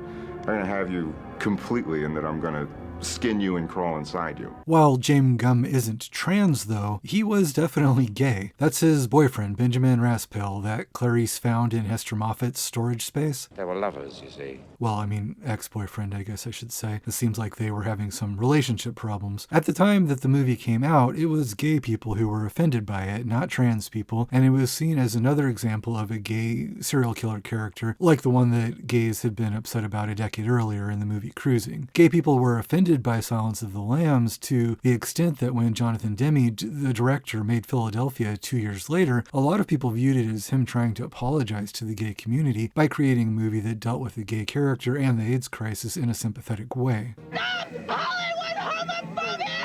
There was all this controversy around the film that the Jamie Gumb character was coded as gay. And some people really took it to heart and were offended by it. I've talked to people whose feelings were hurt about the characterization I did, and I apologize for that. And there were protests at the Academy Awards and all around. Because at that time, I guess what they were saying is there are no gay characters in films, and when there are, it's a serial killer. It's odd because I'm very sensitive to those issues, as is Jonathan and everybody else connected with the film. And to be very honest, we were never aware of it when we were filming. And when it came out afterwards, it was a sort of shock. At the New York Film Critics Awards, this guy came through with leaflets about treatment of homosexuals. And we looked at this thing, and Kenny said, oh, this is going to really upset Jonathan. Then Jonathan was introduced, and he said, I don't know if any of you were aware of these leaflets that were passed out. He said, I think that was extremely gracefully done. And I think we should all read these and pay very close attention to the message, because Hollywood has been guilty.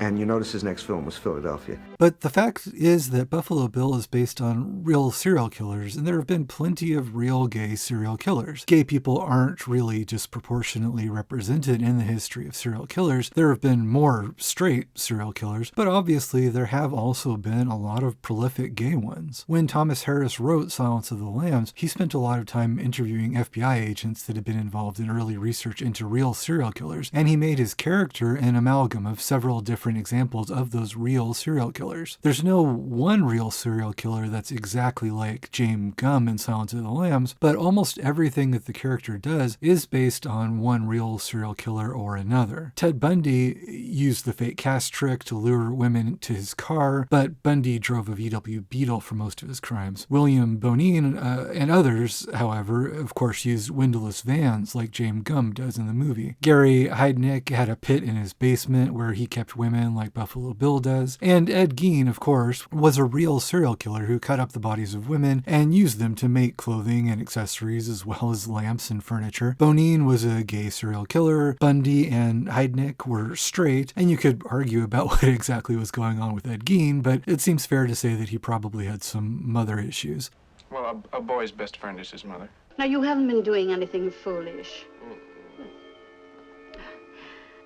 Whether or not you want to classify what Ed Gein did, dressing up in women's bodies, as being some kind of gender dysphoria, it is a real thing that a real serial killer did. He's also not the only serial killer that did some kind of cross-dressing. Whether you want to call these people trans or classify them in some other way, you can read about Dennis Rader, BTK, if you want another high-profile one. But the point I'm trying to make is that these things in the movie are based on real crimes that were really committed. They weren't something that was invented by Thomas Harris or Jonathan Demme as a way to slander gays or trans people. So because of the fact that these things really happened, how can you claim that it's homophobic to portray them? I mean, what would the non-homophobic alternative be to dealing with this? To lie about real crimes and pretend that these things had never really happened, or that gay people have never been serial killers? Just like Caligula was a real historical figure, so it doesn't make sense to condemn Frank Herbert for portraying that kind of character. It also doesn't make any sense to expect artists to lie or to lie by omission about things that real murderers have done, and it especially doesn't make sense to expect them to have a sort of double standard and portray these things if the killer was straight, but not portray them when the killer was gay. Stop Hollywood homophobia! Stop Hollywood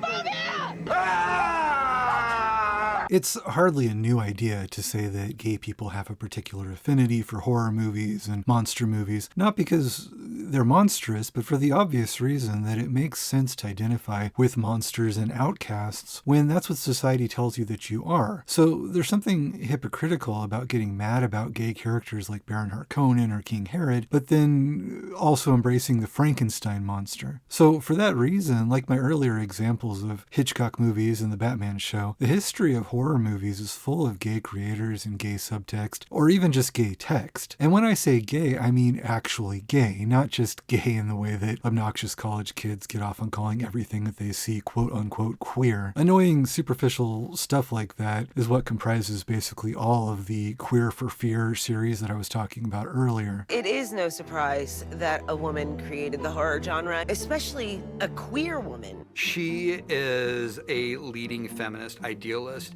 and also the gothest of the goth girls. Mary Shelley is so goth. Mary Shelley was pretty radical. She was very sexually liberal, experimenting, very open-minded. She was one of the original hags, right? I mean, she could hang out, you know? She was there for her gays. She's so goth. She's really turning it for the goths, honey. She's 18, she's hanging out with her husband and his bros. Kind of fitting that a female author would think the scariest thing I can think of is a man trying to create life. It's such a commentary on a man's world, and it's such a commentary on the audacity of men to think that they could even create a functioning creature without a woman. This is like this radical statement that, like, I, a bisexual woman, am capable of these manly pursuits. But I think that that's sort of what it means to be queer, is you're sort of taking all these elements of masculinity or femininity and you're redesigning them into the person that you are. And if that's not a queer narrative, I don't know what is. My favorite part of Frankenstein is that Mary Shelley was queer. And she's so progressive. I like her. You can fully appreciate Mary Shelley's importance as a writer without babbling on about nonsense about how she's queer or a hag or sexually fluid or goth in the modern subculture meaning as opposed to gothic, or by calling her a feminist when that word didn't exist then, and calling Lord Byron Percy Shelley's bro. And, you know, just in general, the insulting presumption of applying to her and her life all these modern concepts that she wouldn't have recognized. She's so progressive. In Queer for Fear, they say we have written evidence that she was attracted to women, which is a lie. We have a letter where she said that, had she been a man, she might have fallen in love with her friend Jane. Her saying that under different circumstances she might have been attracted to women isn't the same as saying that she was attracted to women. I mean, was Mary Shelley bisexual? Very possibly, maybe even very probably, but not certainly. Did she know gay people? I mean, gay people or bi people, yeah, probably. Her husband and Lord Byron were probably getting up to some kind of butt banditry. I'm just saying, don't speculate beyond what we actually know. And it's just bad criticism to make it all about whatever your personal pet subjects happen to be in the year 2026. Heteronormative, psychological, psychosexual obsession. I once had said it was manic bisexual energy, but it is manic pansexual, omnisexual energy. Bela Lugosi's Dracula presents as, like, if elegance was a gender. Any story that is about transformation has to be read as a queer story. There's real gay subtext, and then there are childish people who want to imagine that, you know, every time somebody is stabbed in a movie that the knife is a phallus and the stabbing was a penetration metaphor. His letters to Walt Whitman are clearly love letters. The people in the Queer for Fear series, just honestly, they aren't very bright, and they're trying to talk about things that they really haven't bothered to fully learn about. He says everything but, you know, what he wants to say, and even then inferring that there are some things that he would rather say in person. The intricacies of the relationships between the three main characters. Rather than talk about actual gay writers, since the people in the show only know the most famous examples of the genre, they try to make Bram Stoker and the other 5 writers that they know about gay. There's no real evidence that Bram Stoker was gay other than the fact that he corresponded with a few gay writers. If you actually bothered to read Stoker's letters to Walt Whitman, which Simeon characterizes as love letters, there's nothing in them that couldn't simply be Stoker expressing admiration for Whitman's writing. Walt Walt Whitman actually was gay, so if you wanted to talk about gay writers, you could talk about him a lot. But, he didn't write Dracula, and so the people in Queer for Fear aren't interested. They're not even closely reading Stoker's letters to Whitman, much less reading Leaves of Grass. They're just getting all excited over dumbass Dracula Reddit theories. They also try to use the fact that Stoker knew Oscar Wilde as evidence that he was gay, when in fact Stoker's response to Wilde's imprisonment for his sexuality was to become vocally anti-homosexual and say that he thought more gays should be locked up. Is it possible that Stoker's vocal anti-gay sentiment at this time was due to fear of being associated with Wilde and being locked up himself? Sure, that could have been the reason, but again, it's nothing but speculation, and it requires inventing your own headcanon about a real person and speculating that he meant the opposite of what we know that he actually said. The Dracula costume kit is basically drag. You have like face paint, and then you have like blood red lips, and then you slick your hair back, you put on a cape, you put on fancy antique jewels. So like this to me is the experience of being a gay man. This kind of dumbass commentary, which is uninterested in history and nuance, in pursuit of just claiming that everything is queer, is why when something or someone actually was gay, you get a lot of eye rolls when you bring it up, because people just assume that you're talking out of your ass like these people have been making fools of themselves speaking a bunch of nonsense. Camera angles that had never been used before, all filtered through the lens of his queerness. Can you tell me what exactly a queer camera angle is, please? Werewolves transform under the light of a full moon. I always considered that to be like the disco ball. Mary Shelley was bi. F.W. Murnau, who directed Nosferatu, was almost certainly gay. James Whale, who directed the first two Boris Karloff Frankenstein movies, was definitely gay. So when we have all of that, why do we have to lie about Bram Stoker? If you take the time to learn your history about it, there's plenty of real gay horror to talk about without having to make things up and say ridiculous shit about the full moon being a disco ball. In the horror soap opera Dark Shadows alone, there are almost a dozen gay men in the main cast. Jonathan Freed, who played the main vampire on the show, Barnabas Collins. Homosexual! The actor Brian Sturtevant, who played Claude North. Homosexual! He was a friend of Jonathan, and Freed helped him get the role. Joel Crothers, who played Carolyn Stoddart's boyfriend. Homosexual! He sadly died of AIDS complications in 1985. Morgan Collins, played by Kenneth Prentice. Another friend Freed helped get a role on the show. You look like a man with the most intriguing secret. That's what I admire about you. Your reluctance to abide by social convention. I've always made my own rules. And as long as they don't hurt anyone, I believe that's the way you should live. So why don't you tell me what your secret is? Homosexual!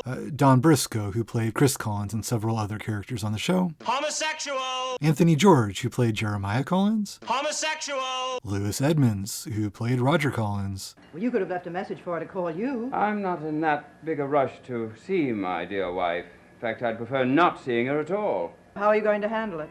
I don't know, but I do know that I have no intentions of resuming relations with Laura just to give David a sense of security. Homosexual! Christopher Burnell, who played Philip Todd.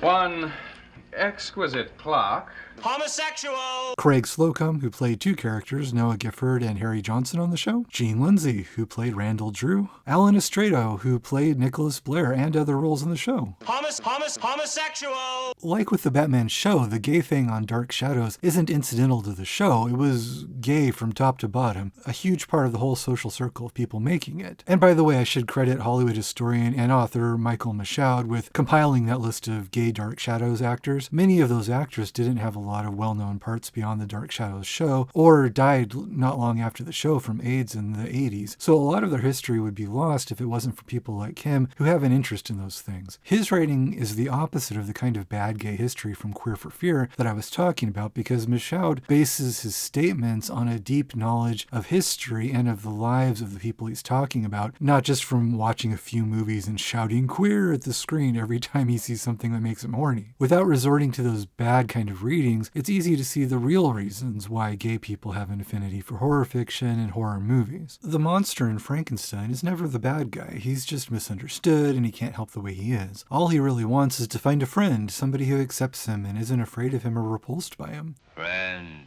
Good. And so it makes sense that the first two Boris Karloff Frankenstein movies were directed by a gay man. Bride of Frankenstein especially is about as gay as it gets. I know there's an argument back and forth as to the existence or non-existence of the gay sensibility. I would say Bride of Frankenstein was proof positive of its existence. There it is, right there.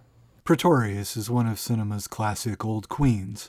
The Bride of Frankenstein. This type of queenie gay guy is exactly the kind of thing that some people today might find to be an offensive stereotype, but which was once again being done by a gay director and a gay actor for their own amusement. James Whale directed the first two Boris Karloff Frankenstein movies, and also The Invisible Man, and he worked with Karloff again on the great Old Dark House. And at least in part because of Whale's take on it, the Frankenstein story has long been of particular interest to gay people.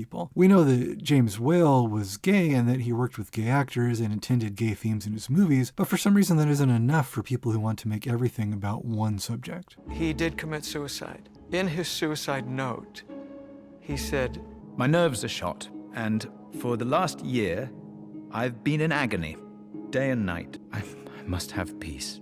In pursuit of making everything supposedly queer, besides just being lazy about learning about context, the Queers for Fear type of people can be blatantly intellectually dishonest at times. They try to make James Whale's suicide somehow about how he was treated for being gay. They show a few talking heads offering speculative opinions about how that must have created problems for him, and then they follow that with an out-of-context snippet of his suicide note saying that he was in agony and wanted peace, but they leave out that the agony he wanted peace from were the effects of a stroke he never fully recovered from, and it didn't have anything to do with him being gay. Now tell me, what are you disgusted with? Mendacity. You know what that is? It's lies and liars. This is what I'm talking about with how the attempt to force certain messages onto everything ultimately is reductive to gay people, because we're about more than our sexuality. There are other things happening in our lives. That's why it's stupid to assume that if in a movie you have an evil character or a villainous character who is gay, his evil and villainy is in some way related to or a commentary on his sexuality. Gay people can be good, gay people can be evil. There's no causal relationship between the two unless you're beginning with the assumption that being gay is evil, and that if you're good, you can decide not to be gay. Even gay artists making art about gay themes don't intend for every single thing that they write to be about their sexuality. You could read lots of gay subtext into James Whale's Frankenstein movies, but they're also about life and death, they're about science run amok and about playing God. They're about outcasts and who we do and don't consider to be monsters. They're meaningful in any number of ways, and many straight people over the years have found plenty of things to enjoy about them. So it's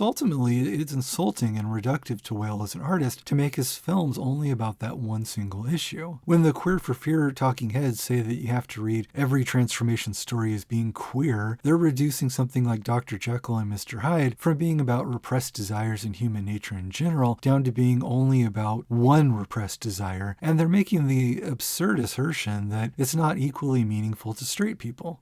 Censorship forcing people to speak about certain issues in code isn't the only reason to talk about something in a symbolic way rather than to deal with it in an overly literal way. The purpose of symbolism in art is that you can talk about the implications behind an idea more broadly, and then it becomes applicable in a larger philosophical way that discusses the big issues at hand rather than just making a nonfiction essay or a commentary that's only about one particular specific topic. All the gay stuff in Frankenstein sailed right by me when I was a kid, and it wasn't necessary for me to enjoy it, but that doesn't mean that it wasn't also a revelation to me to discover that and to find another layer to the movie. In this particular case, I started to become more consciously aware of the history of the Frankenstein movies when I saw another movie called Gods and Monsters. Gods and Monsters has Ian McKellen playing James Whale, but it also shows a little bit of gay Hollywood at the time, which led me to start reading more about it and also to find the book on which the movie is based, which is Father of Frankenstein by Christopher Bram. Bram's books are great because they all deal with gay characters, but they're books with interesting subjects and stories first, and the gay characters are allowed to be full, flawed humans. They're not heart-stopper, perfect little angelic gays who don't want anything in the world except to go on happy little ice cream dates with their happy little boyfriends. Bram's characters can be selfish and cruel, and they can make bad decisions in their relationships, which is what makes them interesting. He's interested in the problems that gay people have in relationships and the loneliness that they can face, which fits naturally with also writing about the Frankenstein monster. He's also interested in the history of gay artists and writers, and he wrote a great book called Imminent Outlaws. Like Michael Michaud, his commentary commentary is the opposite of what I was talking about earlier with Queer for Fear, because Christopher Bram has a deep knowledge of the history of these writers and the context of their work. So when he talks about a play by Tennessee Williams or a book by Truman Capote, he's also read all of the contemporaneous reviews of it. He knows all about the time in which it was written, so he understands what the writing was a reaction to and a commentary on. He knows the real gay history of the arts, so he doesn't need to rely on invention and innuendo and speculation. His book is called Imminent Outlaws because, of course, at many of these points in history, just being gay, and especially being openly gay and writing about it, were illegal things to do. This is part of why, more than just because of an affinity for outcasts and monsters and horror fiction, I think resisting stories in which gay characters are villains and criminals is so misguided. It's part of the historical reality of who we are when just being gay was illegal, that writing about the criminal and the forbidden was a necessary part of writing about being gay. So not only do I think it's not offensive to have gay characters who are villains or antagonists or outlaws, I think it's something that has particularly great possibilities with gay characters. The title of the book, Imminent Outlaws, reminds me of a good biography of the gay writer William Burroughs. It's called Literary Outlaw. Outlaw is a pertinent theme. You're looking at crime personified, and don't you forget it! I blew Richard Speck! And I'm so fucking beautiful I can't stand it myself! When your romantic relationships are deemed criminal behavior, celebrating criminal behavior in a safe, metaphorical way through art can actually be a defiant celebration of love. Even with straight characters, people have always loved a sexy outlaw story. It's an alluring and romantic fantasy. You have Bonnie and Clyde, natural-born killers, true romance, wild at heart, all those young couple on the run from the law kind of movies. These stories might be violent and about criminals, but the appeal of them is that they're all love stories. Of course, in real life, Bonnie and Clyde's story isn't nearly as romantic as we like to think it was, but it all lends itself to a certain legend. The idea of forbidden love, or two lovers together against the world, the Romeo and Juliet story, that's one of the oldest and most enduring stories that there is. Straight people who are frustrated with the world can also see the appeal of rebelling against society, so there's no reason that the same kind of outlaw stories wouldn't appeal to gay people. And there's a healthy outlet for it in art, as opposed to actually going out and robbing banks or something yourself in real life. Thelma and Louise is, of course, a love story, and even if they're not specifically gay, you have all the bromance versions of Bonnie and Clyde with two men, like, Butch Cassidy and the Sundance Kid. In our society, for a long time, you couldn't show two men kissing, but you could show them shooting people. So when you can have violence in a movie, but you can't have sex, one can become a stand-in for the other. But they did what what guys do in movies. Instead, they got their guns out because they couldn't get their dicks out. They got their guns out and they went down with their guns. So that's what boys do. It's a good-looking gun you were about to use back there. Can I see it?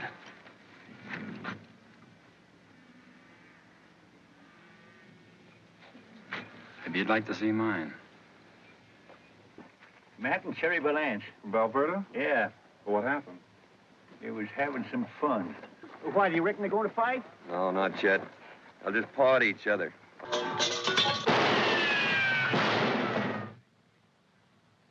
Won't anything make a man out of you? Like something the cat drank. Stay still! What a fool I've been. Expecting trouble for days when anybody with half a mind would know you two love each other. A movie like Hitchcock's Rope is based on real gay lovers Nathan Leopold and Richard Loeb, and while Hitchcock couldn't show them kiss, he was allowed to show them strangle somebody to death. So, because of that, Hitchcock finds humor in the fact that he has to show murder instead of showing sex, and the murder scene is clearly done as a love scene. One of them lighting a post-coital cigarette, and the shyer of the two asking if they can stay together with the lights off for a moment longer after they're finished. Don't. Not just yet. Let's stay this way for a minute.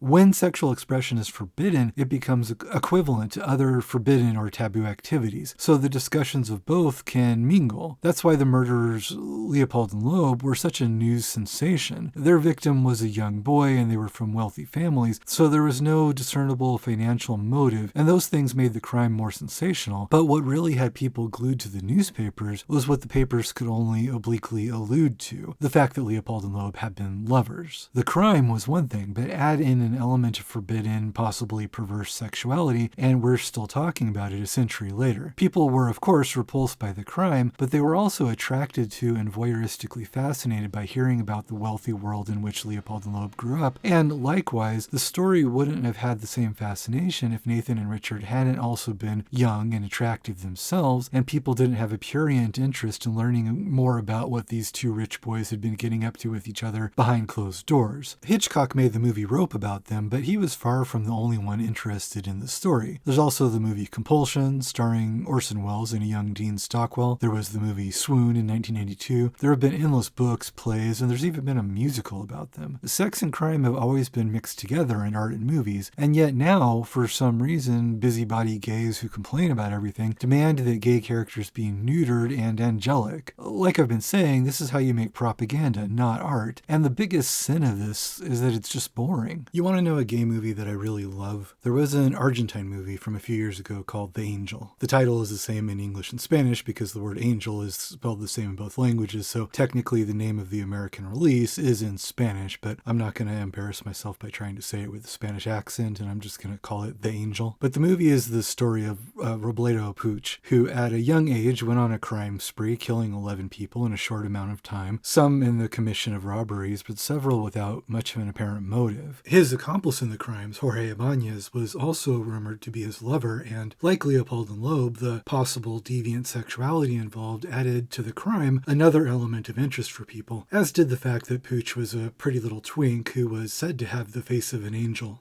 Tuve buenos ejemplos. Buena gente, mis padres. Mi mamá no podía concebir hasta que un día un médico le dijo: vaya y récele a Dios, señora. Él provee al mundo lo que el mundo necesita. Así que acá estoy. Un enviado del cielo. Like the legend and movie of Bonnie and Clyde, this movie simplifies and some people might say romanticizes Puig's actual crimes, but as a kind of gay Bonnie and Clyde, the movie is amazing. People are uncomfortable anytime that they feel like a movie tries to put you into the mind and experiences of a criminal because they feel like making you see the criminal's version of things or see things from their point of view is in some way condoning or glamorizing their crimes, but you shouldn't need somebody to hold your hand and reassure you that, yes, the people who are making this movie understand that murder is bad. That part should hopefully go without saying. We're supposed to already start out understanding that, and then good art will try to say something else in addition to what's already obvious. It's not the job of the artist to tell the audience what to feel. Instead of stating the obvious that violence is bad, it's much more interesting and valuable to try to understand the reason for the violence and why those people do the things that they do. In order to do that, you have to be able to see things from their point of view and to understand why it's appealing to them. They wouldn't be doing these things unless they got something out of it or had some sort of reason, as warped as the reason might be. And in some cases, to them, it's what they're doing is glamorous and fun. Hey. ¿Qué? No te apures. ¿Y qué querés que haga? ¿Estamos robando una joyería? No. Estamos vivos. ¿Por qué no lo disfrutas? Lo estoy disfrutando. I wanted to have more fun between the two fellows, and there wasn't room for it, let's put it that way. I didn't want to show them obsessed with murder and all that. After all, if they want to do murder for kicks, they must get some pleasure out of it, but let's see the pleasure. I suppose they were afraid if you showed the pleasure, you would hate them.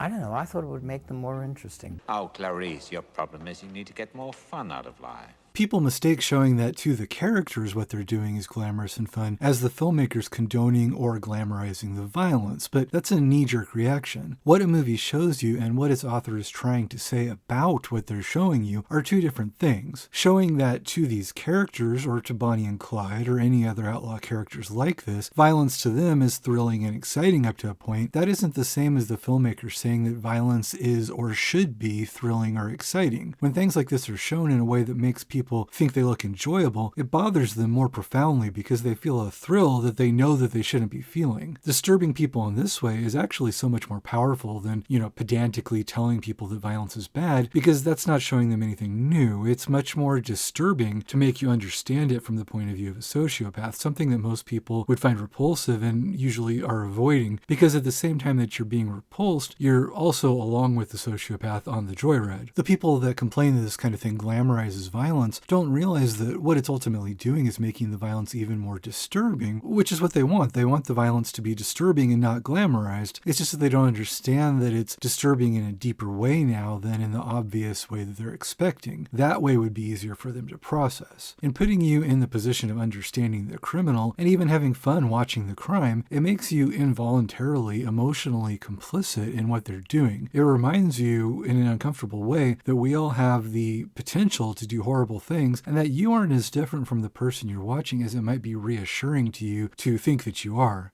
Quiere alegar insanía para que no quedes preso el resto de tu vida. ¿Me quieren hacer pasar por loco? ¿Vos crees que una persona normal hubiese hecho lo que vos hiciste?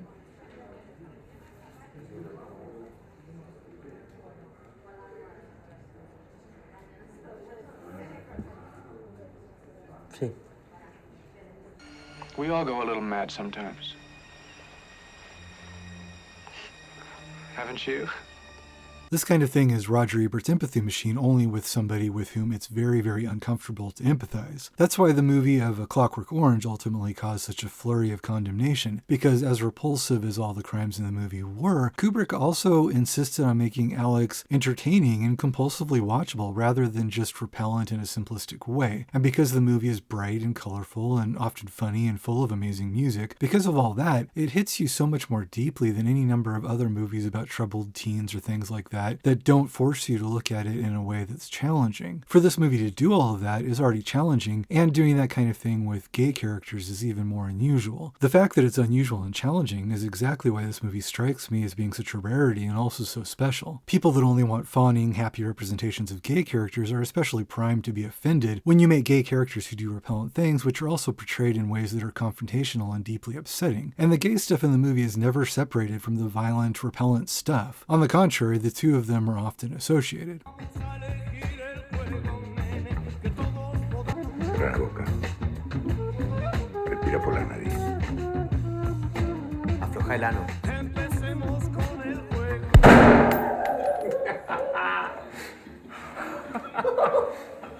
Qué buena sensación. The violence of the movie all operates on one level as being frustrated sexual desires. Robledo's criminal association with his accomplice is another example of confused sexuality leading to sex and violence being intermingled or even interchangeable. It starts out with the common trope of gay male characters who don't know how to fuck each other fighting each other instead. Fuck you doing? Johnny Hutton's...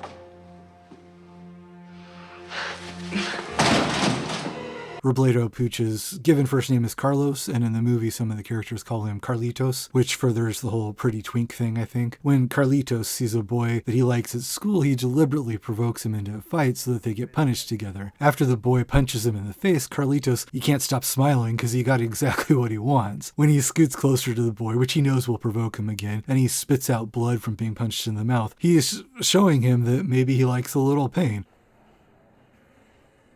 Me manchas el pantalón y te lo hago limpiar con la lengua.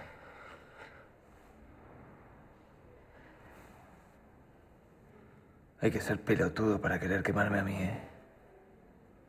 ¿Te gusta que te lastimen o qué?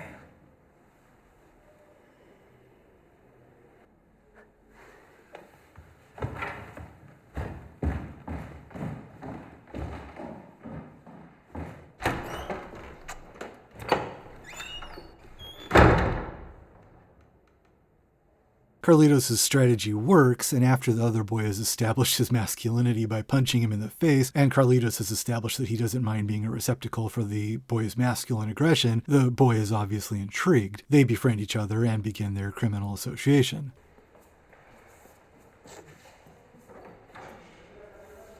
Sos lindo, rubio, ¿eh? Me haces acordar una novia que tuve.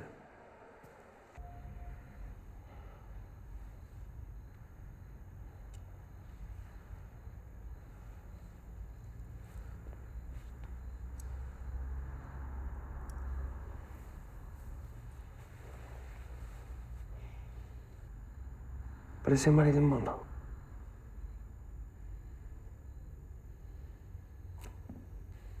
Te quedan lindos. Gracias.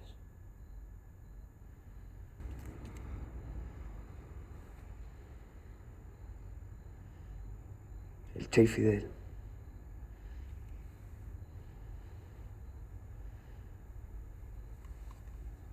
Evita y Perón.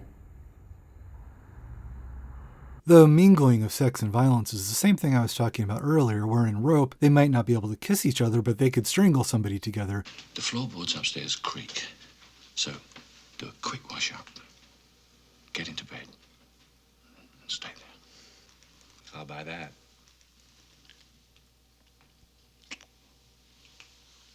Key. Where are you? Little brass key. I wonder if I put it up there.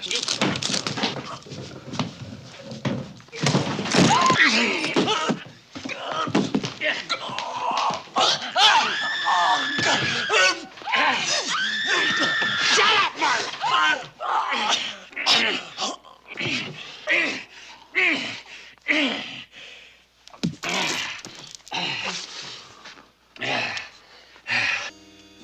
You did it much harder than you did in a motel room.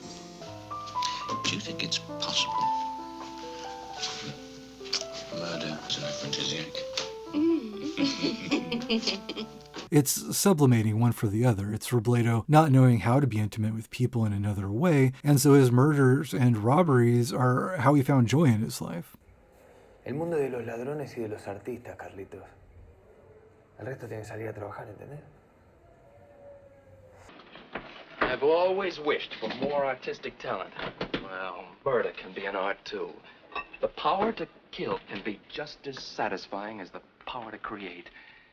In another moment, you might have been strangling each other instead of a chicken. Mr. Goodell, really? Oh, Well, now, you don't really approve of murder, Rupert, if I may. you may, and I do. Think of the problems it would solve. Unemployment, poverty, standing in line for theater tickets. But then we'd all be murdering each other. Oh, no. Oh, no. After all, murder is, or should be, an art. Not one of the seven lively, perhaps, but an art, nevertheless. And as such, the privilege of committing it should be reserved for those few who are really superior individuals. I knew he was the shadowy figure that lurks inside all of us. I'm fascinated by the shadow side of our psyches, because they are also the most creative sides of us.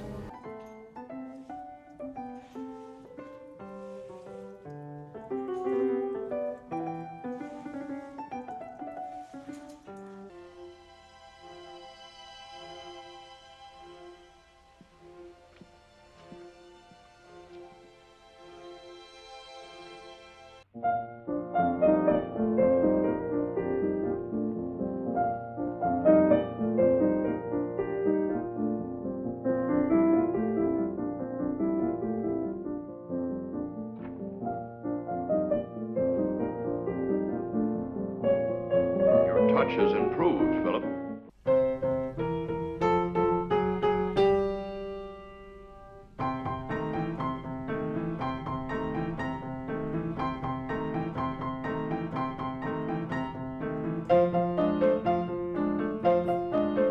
The idea of violence being a metaphor for creativity or misplaced or frustrated sexual desires can appeal to gay people in the same way that stories of monsters or outsiders do, because we're told that our sexuality is something monstrous and something that should be repressed. So there's something freeing about saying, like, you think I'm a monster? Fine, fuck you, I don't care, I am what I am, call it what you want. There's a difference between saying this in a metaphorical way in art and actually condoning murder, just as there's a difference between understanding a sociopathic character and actually approving of his actions. Trying to sanitize gay art neuters it and removes the ability to talk about things in a more metaphorical way. And if you're unhappy with the status quo in society, you want to react against it. The whole point of a lot of gay art used to be to provoke. To provide a reassuring example would have been anathema to the people making it. And I was trying to make it like you were attacked when you came to see these movies. Yeah.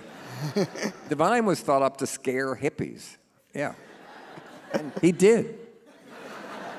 When I think of gay artists from previous generations who were important and who had a lasting impact, the thought I always have recently is that if they came along today, instead of right-wing censors, it would be left-wing people policing everything about how gay people are depicted who would be the first to try to cancel them. Whenever I bring up John Waters on social media, I always get somebody, and usually a gay or left-wing somebody, who will pop up and tell me that this or that thing he said or did or something in one of his movies is offensive and problematic. Well, no fucking shit there are offensive things in John Waters' movies. I mean, do you think that the guy who made Pink Flamingos wasn't aware that he was offending people? That was the whole fucking point, to offend people. And yet people point it out as though they're having some kind of an insight. Left-wing people think that that's a real argument now, that if something is upsetting to somebody or if it's breaking something which is taboo in their value system, then it should be banished from existence. They believe nobody should ever be made to feel uncomfortable. All my humor is anxiety-provoking humor. I want you to be nervous at what you're laughing at in my film. They still think that they're outsiders, but they've actually become complacent because they're so mainstream and accepted now. Gay people used to think a victory was to break taboos and to be an outsider, but now what they want is to get gay characters into fucking Marvel movies and Disney movies. If they were truly outsiders and their sexuality was still a taboo, then they would see the importance of breaking taboos. John Waters and provocateurs of his generation never would have sought to silence people who disagreed with them because what they were fighting for was the right to offend other people with their speech, and they were smart enough to understand that if free speech doesn't protect people you disagree with, then it doesn't protect anyone. Their ability to offend was their greatest weapon. He was breaking the rules of drag and defying them by wearing stuff that a fat person would never ever wear. He took it to a different level. He took it to a level of anarchy. Divine was dangerous.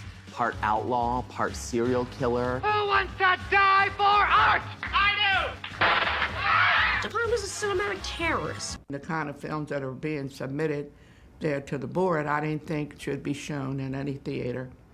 And maybe they did show them if they picked them up, but we would argue a lot with the man, whoever, with the agent or whatever he was that would bring the film in. And then we had a lot of problems with a lot of films. The liberal position used to be to mock the provincial rubes that would try to censor speech. At some point, though, they switched to saying that speech that they disagree with is literal violence. The most important John Waters film is Multiple Maniacs. I was Jesus Christ during the bead job. There's a fever dream, ecstasy dream that's being had while the beads are being pulled out of Divine's butthole. And I played Jesus Christ being the Stations of the Cross. Oh my gosh, that was disgraceful, sacrilegious, and everything. I was sick over that, but they didn't show it. I was so upset over that film.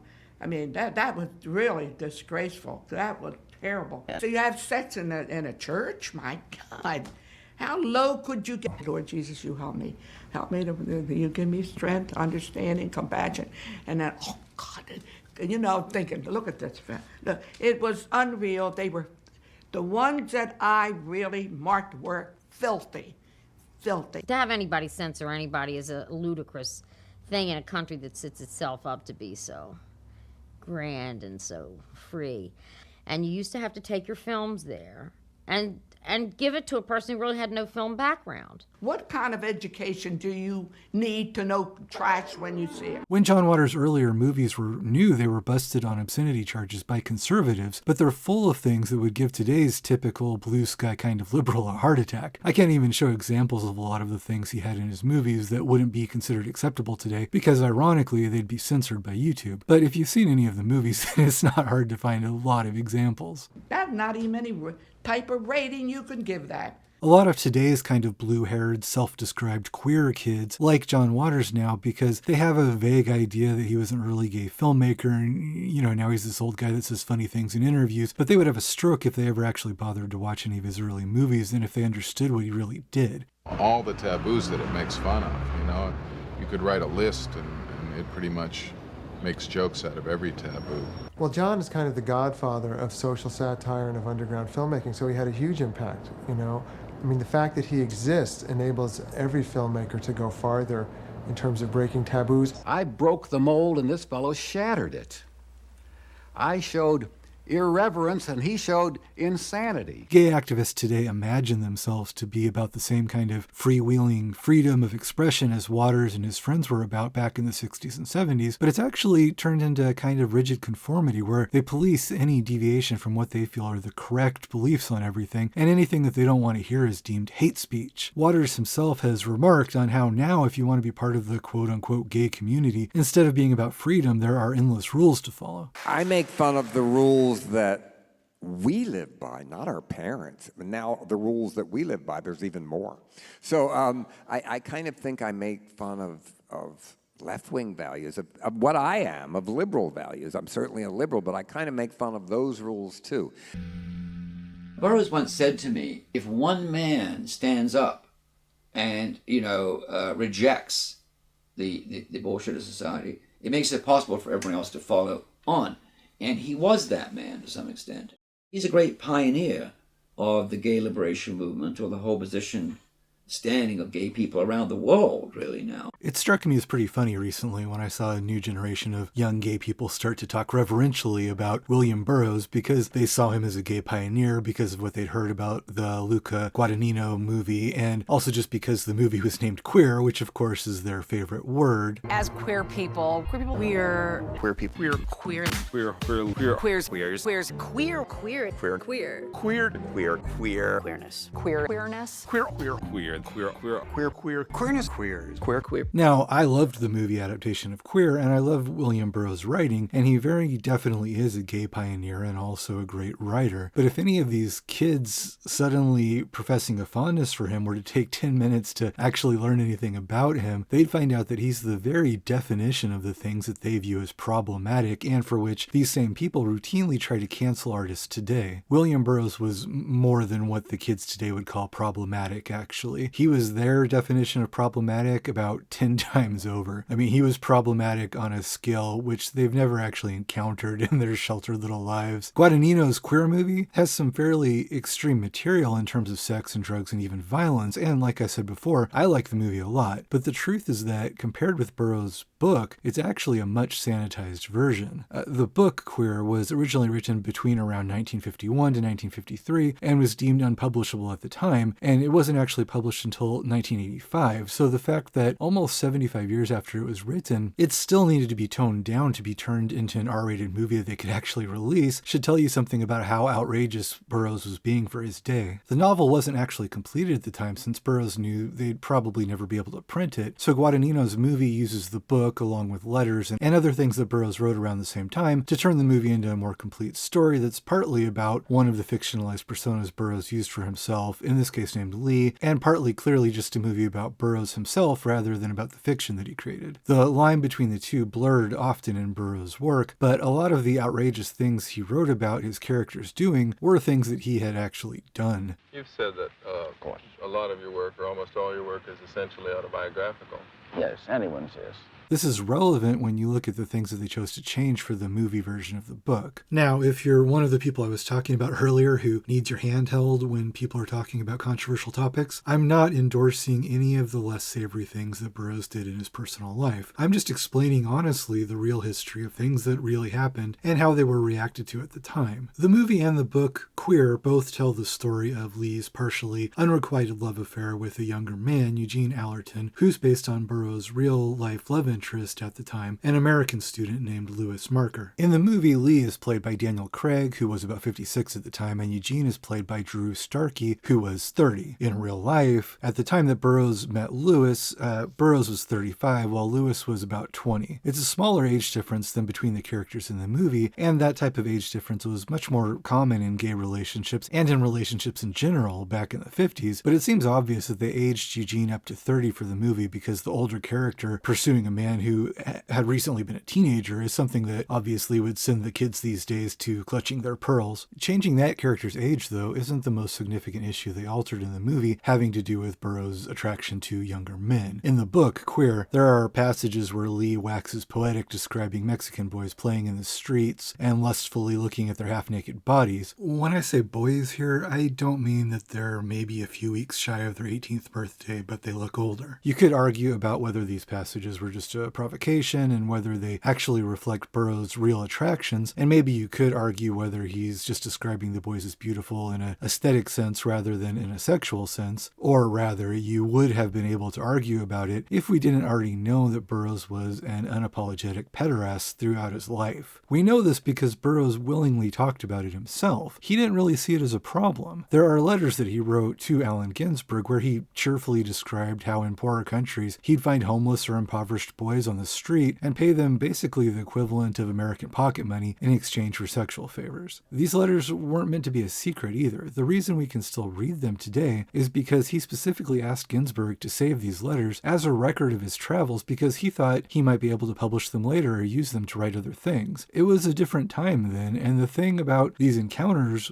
that was more likely to get him into trouble was the fact that it was gay sex, not the age of the boys. And you can also find a long history of Americans and Europeans from the era and for decades afterwards, especially academics and artists, traveling to impoverished countries like this for what today we would call sex tourism with children, but which at the time it wasn't really seen as that much of a problem. Burroughs wasn't the only one to write about it openly. Either way though, that's not likely to change how the social justice kiddos of today would feel about it if they were aware that Burroughs had done these things. The pederasty arguably isn't even the most troubling aspect of Burroughs' life though. It's one item on a long list. There's also the whole thing where he shot his wife in the face. Now, how the story, which has become legend, goes is that the two of them were drunk, or more accurately on an assortment of medications and street drugs, and they decided it would be fun to play William Tell. They put a glass on Joan Vollmer's, William Burroughs' wife's, head, and Burroughs tried to shoot the glass off. He missed. Whether there's more to the story than that is something that's been speculated about since the day it happened, but something that we'll never truly know. Everybody who was there that night and who lived to tell about it has told a slightly different version of it, and each of their versions changed over the years. There's speculation that Joan wanted Burroughs to shoot her because she'd been suffering from her own depression and mental illness, and Allen Ginsberg and others said that she had talked about something like this in the weeks before it actually happened. My impression when we left was that there was something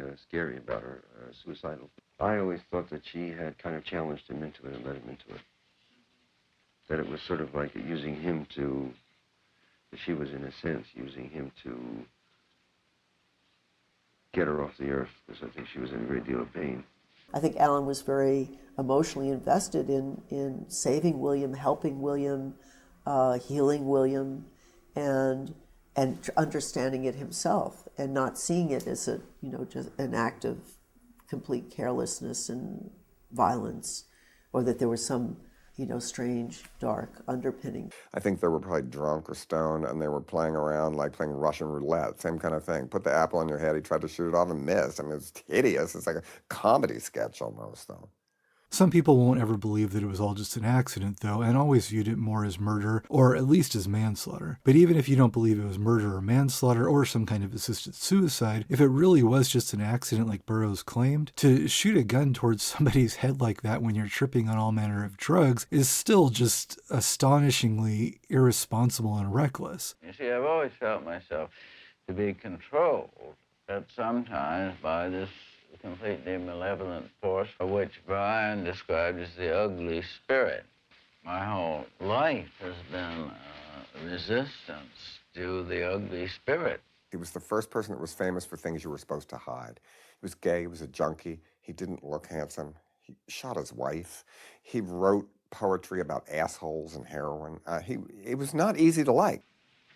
Some fucking drug-ass cut my cocaine with Sandy Flush. Depending on how charitable you're feeling when you interpret these incidents, you could also say that Joan wasn't the only family member that Burroughs murdered. When Joan died, she and Burroughs already had a child together. After her death, Burroughs effectively abandoned Bill Jr., sending him back to America to live with his grandparents while Burroughs continued his tours of Mexico and South America in search of drugs and twinks, now unencumbered by matrimony. You could argue, and I think truthfully, that Burroughs Burroughs probably thought he was doing the best thing for his son by sending him to his grandparents at this point. Burroughs was a drug addict and had barely been able to care for the child even with his wife's help, and now he was grieving and dealing with all the legal troubles of her death on top of his addictions and all of his other issues. So traveling to dangerous places with the ragtag band of gay drug addict writers wasn't a good life for Bill Jr. to begin with, and with Joan gone, it was now even more dangerous. But from Bill Jr.'s point of view, to have your mother shot to death by your father, and then to be abandoned and sent away to a place you hardly know, to be raised by people you hardly know, I mean, you can hardly imagine something more traumatic for a child. I don't think it was a trauma that he ever actually outgrew. While he must have had resentment towards Burroughs, he also did seem to idolize his famous father, and so later on, when Bill Jr. was allowed to go live with his father again, he sought to impress him by doing what he knew his father valued and becoming a writer himself. Growing up with William Burroughs as his father, his life was permeated with the legend of artists who, in order to achieve transcendence and artistic greatness, led self-destructive lives of debauchery, substance abuse, and courting the forbidden and transgressive. The type of thing that Rimbaud would have called the dérèglement de tout le sang, the derangement of the senses. But we kept in sort of psychic communication one way or another most of my life. Just as I reached puberty, he started sending me copies of Rimbaud to read and stuff like that. So substance abuse was a key part of Bill Jr.'s life, in his case, extreme alcoholism. Bill Jr. did write some books that are pretty good in their own right, but of course he never achieved the status or notoriety of his father, and the end result of his lifestyle was that he died from complications of extreme alcoholism when he was only 33 years old. I think that in his own way, Burroughs did love his son, and I don't think he intended to harm him, but just by virtue of who he was and how he lived his life, if you have William Burroughs as your father and role model, there's a good chance it won't turn out well for you. You would think that if shooting Joan Vollmer was an accident, killing your own wife in a horrifying, intimate way like that would turn most people off of guns. But with Burroughs, it was actually quite the opposite. Another thing about him that today's liberal kids who are fans of the movie Queer probably wouldn't like if they found it out was that Burroughs was a lifelong gun nut. And I don't mean a gun nut in the typical American Second Amendment, I have a gun to protect my house, or a rifle to hunt in deer season kind of way. Burroughs really truly loved guns themselves, and he was obsessed with them. He seemed to fetishize the act of firing one and was excited by seeing the damage that they could inflict. When we slept together in bed, was there a loaded gun in a holster in the bed with us? Why, yes, there was a loaded gun in a holster in bed with us. There were guns everywhere in his house, everywhere. I remember one of the first nights we were sleeping together in his place in Kansas, and my foot, I'm sticking my feet down in the covers, and my foot hits some bump, some really hard bump. I'm like, William, what is that? He's like, oh, it's a gun. And I'm like, oh, is that gun loaded?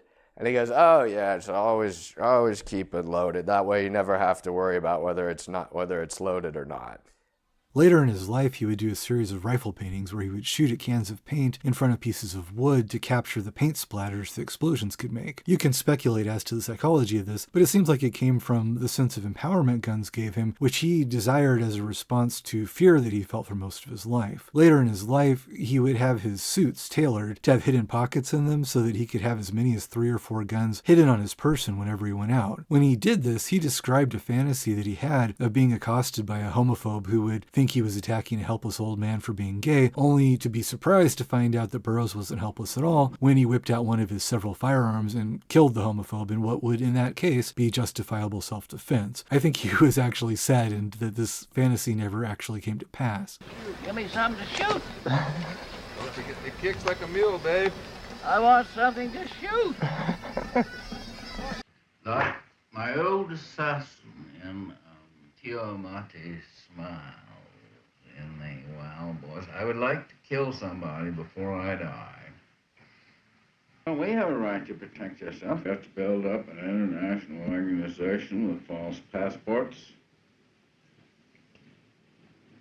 guns on arrival. The whole lot, the whole terrorist lot. We are a precarious minority. We got to fight for our lives, you understand?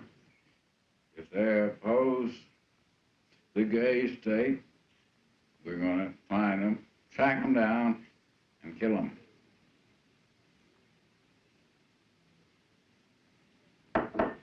Why not? Because I don't like violence. Wanting to protect himself in a homophobic world is one thing. Seeming to fantasize about the opportunity to kill somebody after he had already earlier killed his wife is something else. And you could go on. Burroughs was also an early adopter of Scientology, which he tirelessly defended. This has only seemed more unsavory as we've learned more over the years about exactly how the Church of Scientology operates. Perhaps most unforgivable, though, Burroughs was obsessed with cats. I mean, everybody knows dogs are better than cats, but Burroughs loved cats much more than he ever loved dogs or even people. There's a journal entry he wrote in his final days, which people often quote to show that, at least in his later years, he wasn't so dark and hard-hearted as he led people to believe. It said, "Only thing that can resolve conflict is love, like I felt for Fletch and Resky, Spooner and Calico. Pure love." I've seen this so many times used to show that in the end he just had a soft heart brimming over with love for people after all. The thing is that the names that he mentions, Fletch and Resky and Spooner and Calico, those were his cats. He always loved his cats a great deal, but he never did actually warm up to human beings very much. He was one of those old gays that gave up on ever finding a husband and just became a crazy cat lady instead. I remember reading this interview with him, and he was talking about nuclear war. And he said that all of a sudden he just started sobbing, which first of all, it was very hard for me to picture him sobbing, period. But what he was sobbing about is he said he had all of a sudden been thinking about nuclear war, and then he was struck with this horrific thought of, well, what would happen to my cats, my 6 cats, if I died? And that just wrecked him. Do you want to be loved? Not really. Depends. By Yeah. who or what. By my cat, certainly. I could keep going on, but the point is that Burroughs was a complicated guy and a troubled character with no shortage of serious flaws, any one of which would get him canceled by the kids today, and those flaws had real consequences in some cases, hurting people who were near to him. But I wanted to make that point because the fact that he had those flaws doesn't mean that he's not an interesting artist. In fact, the reason I wanted to describe all of this is because those flaws, all those things I just talked about, not only don't mean that you can't enjoy his art, but rather are many of the exact things that make his art so fascinating. Great poet and prophet, and perhaps the most influential writer of our times, grand, groovy, and beloved William Burroughs. Well, William seemed to have a connection with anything and everything. You know, you see a movie like Blade Runner, and then you find the phrase Blade Runner came from him. The term heavy metal is attributed to him. Soft machine, you know, there's so many phrases, names of groups that come from William's work. He's like another kind of Bible. There's no one more, he's up there with the Pope, you know, you can't revere him enough. You know, he's one of the greatest minds of our times, you know. John Wheeler of recognition physics says, nothing exists until it is observed. The artist observes something visible to others and puts on paper or canvas something that did not exist until he observed it. If you truly know anything about art history at all, you'll know that not only are many artists flawed people, but often it's fucked up people who make the most interesting art. Separating the art from the artist doesn't mean that you ignore the artist's personal life. It means that you can still be interested in their art, even if they weren't perfect in their personal life, because artists are human beings and none of them are perfect in their personal life. They never have been, they never will be. This recent inclination people have to put art to a purity test by interrogating the lives of the artists, it's not just misguided, it's downright ignorant. It's expecting artists to be deities rather than flawed humans when it's their humanity which makes their art worthwhile. Transmuting their flawed, subjective human lives into art, something transcendent and holy, is the closest that humans can come to the divine, and it happens as a result of them wading into the complicated imperfections of reality, not by ignoring or denying them. Reading William Burroughs and finding him to be a fascinating artist doesn't require you to condone or glorify anything that he did in his personal life, but it also doesn't require you to ignore it or deny it. When people ask me how to get into William Burroughs and which books they should read, I usually tell them that they should start with a biography or a couple documentaries about him. If you just try to pick up Naked Lunch without knowing anything about his life, or at least knowing a little bit about the beats, good luck with that. His life and times are what his art was about, what he was responding to and commenting on. A lot of your work, or almost all your work, is essentially autobiographical. Yes, anyone's is. The art would still be pretty and surreal without that, but you would only understand a very, very small percentage of its meaning. They asked him at a press conference what he thought of the gay rights movement. His response was, I have never been gay a day in my life, and I'm sure as hell not part of any movement. But Burroughs was a deconstructor of labels. You know, that was just another sort of amalgamized effort to not be marginalized. But he was way beyond that because he didn't respect any of the rules of the gay world at all either. He was hardly a boys in the band. You know, he would have hated that. I mean, that culture would have been very foreign to him because there were so many rules. There were so many rules in the straight world too. And he violated the rules of even junkies' worlds. He opened up to me, not gay culture, he opened up gay rebels that couldn't fit in gay culture. Very different. Did anybody read Naked Lunch and try heroin? Probably. So what? That doesn't mean that book shouldn't be read. I'm for anybody that writes about their obsession and shows a murderer that can write a book about how great it is to murder. Doesn't mean it's not a good book. I do believe in kind of saints that you can look up to when you're young and you're starting out and you don't fit in anywhere and you want to do something in the arts and you know really early you want to do it and you know that you're going to cause trouble with what you want to do and you don't care really. You don't want to fit in. People don't like you in school, but you don't care. You don't want to be those people and you don't want to hang out with them in the first place. So William, for those people, will always be almost a religious figure, and I think that's wonderful. In general, I'm just sick to death of the idea that when we talk about gay history or gay art, we're only supposed to talk about the stuff that's deemed to be in no way problematic or upsetting or difficult. Gay history is full of imperfect people and troubling events, and just like with Burroughs' art, those difficult parts that some people would like to sweep under the rug are some of the most interesting parts. History certainly isn't complete if you ignore them. Incidentally, that's why I started a running joke a few years ago that seems to mostly entertain nobody but myself when I started doing portraits of gay serial killers every year for Pride Month. I write horror fiction in addition to the other things I write, and I'm working on some stories that are partly based on real-life serial killers. So part of why I was doing the drawings is because they'll eventually be part of books I'll publish. But I started posting them every year during Pride Month as a joke because I was just sick of seeing all the whitewashed propaganda that gays post every year about gay history. By selectively choosing what part of a person's life you mention, you can make anybody into anything. Some people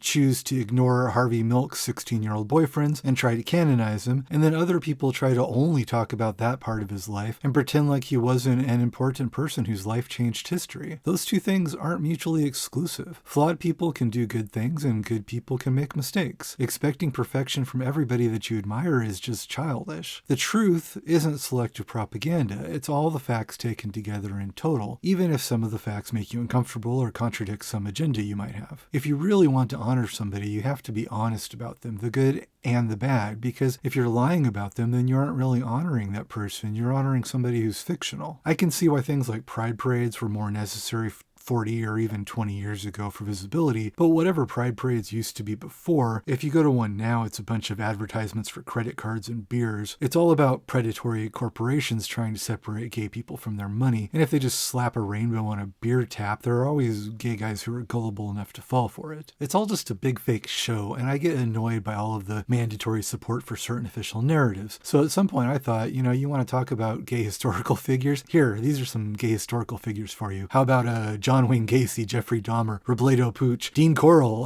Leopold and Loeb? I mean, sure, there are lots of admirable gays, but there's also Luis Garavito, The way that gay people now are expected to always align with the hive mind and always have certain opinions on certain issues and use certain terminology and project a certain image, it doesn't strike me as that much different than how gay celebrities in the 40s were expected to say certain things and do certain things to always project an image that was considered acceptable for their time. We're always so concerned about what straight people might think, and also about what other gay people might think if they don't see us behaving how they think that we're supposed to. There's not really any such thing as a gay community. There are just a few busybody gays that want to control everybody else, and so they appoint themselves the bosses of the other gays. Gay people are individuals. We're all different, and the fact that we're gay doesn't automatically mean we have anything in common other than that one fact about our sexuality. I don't respond well to other people telling me there are certain things that I am or am not allowed to talk about. I get very annoyed with the hive mind getting together and deciding that there's particular terminology that we have to use now, or one particular narrative we all have to project. No group has the right to never be offended. Anytime any group tells you that you're never allowed to offend them, then offending them becomes a worthy goal in and of itself. Which is another reason that when gay people get offended by gay villainous characters in fiction, I just like them more. We noticed his first interest in the bizarre and the macabre when he was quite young. When he became entranced with the Wicked Witch in Snow White and Captain Hook and Peter Pan, and he always seemed to go for the villain, whereas most children his age would have liked to have been the prince or the hero. And he just he went on from there. It's very weird to me how in something like the Queer for Fear show, they wax rhapsodic about how much they love werewolves because they think that werewolves are all queer, even though there's nothing gay about a lot of the examples that they use other than the fact that the werewolves are monsters. And then the same people turn around and get mad about Hitchcock having gay characters who are killers. I love to see monsters because there's a power in being a monster. One way to read Rope is overtly homophobic. What's interesting about Patricia Highsmith and her penchant for writing about villainous and violent and homicidal homosexuals.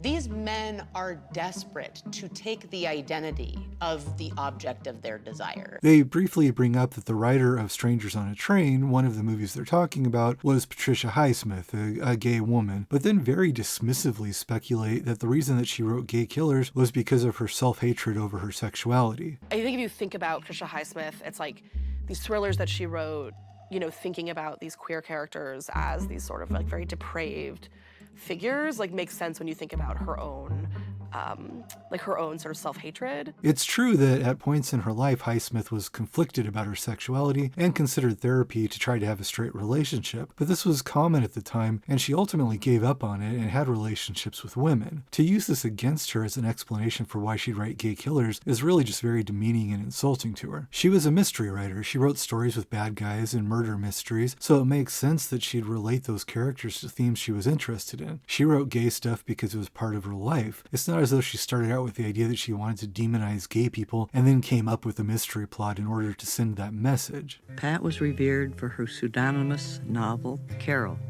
It stood on every lesbian bookshelf and was for many years the only lesbian novel with a happy ending. Do you think it was important for Pat to write a gay book? Sure. I mean, she was gay, and if she was a writer, that's what she wanted to do, write about that life.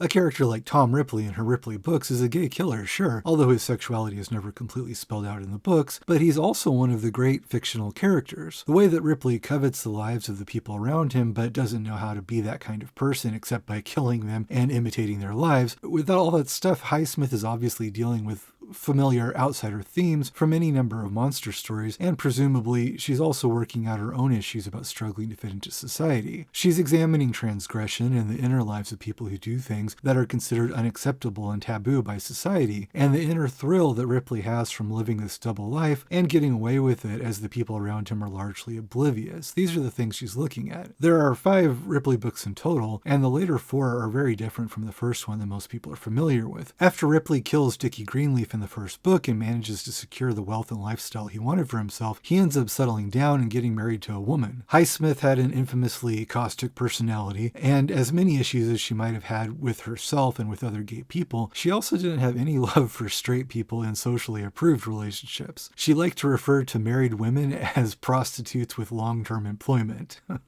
So when she shows Ripley settling down with a woman, it's easy to see her commentary on the superficial falseness of the straight relationships toward which she was told to aspire. Ripley has a wife in the later books, but that doesn't slow him down at all with his schemes and his murders. It's made very clear that he and his wife are not having sex, and he frequently disappears for weeks or months as he's off running some elaborate scam with forged art or getting involved with organized crime. His wife usually happens to be off with friends of hers on a vacation when he's at home burying bodies out in the idyllic garden behind their house. The point is that they obviously have an arrangement where, as long as she keeps getting money from him to have nice things and take her little vacations, she's just never going to notice the dirty shovels and the conspicuous piles of freshly dug earth out on their lawn. If you're looking for Highsmith's commentary on her character's sexuality, Tom's psychopathy has nothing to do with the fact that he's gay. His sexuality is just one of several reasons why he can't live the life of normal people. But Highsmith's portrayal of Tom's wife and his marriage is a pretty vicious satire of straight people and their relationships, which she is obviously portraying as loveless arrangements entered into for convenience and money. If you actually bother to read the books, these books are a gay woman making fun of straight relationships. That she does this in the heightened form of a thriller story gives it an exaggerated reality that allows her commentary to have a mordant wit. It's infinitely more complicated than her just writing a gay bad guy to say that gay people are bad. That really has nothing to do with it. Oh my God, what have I done?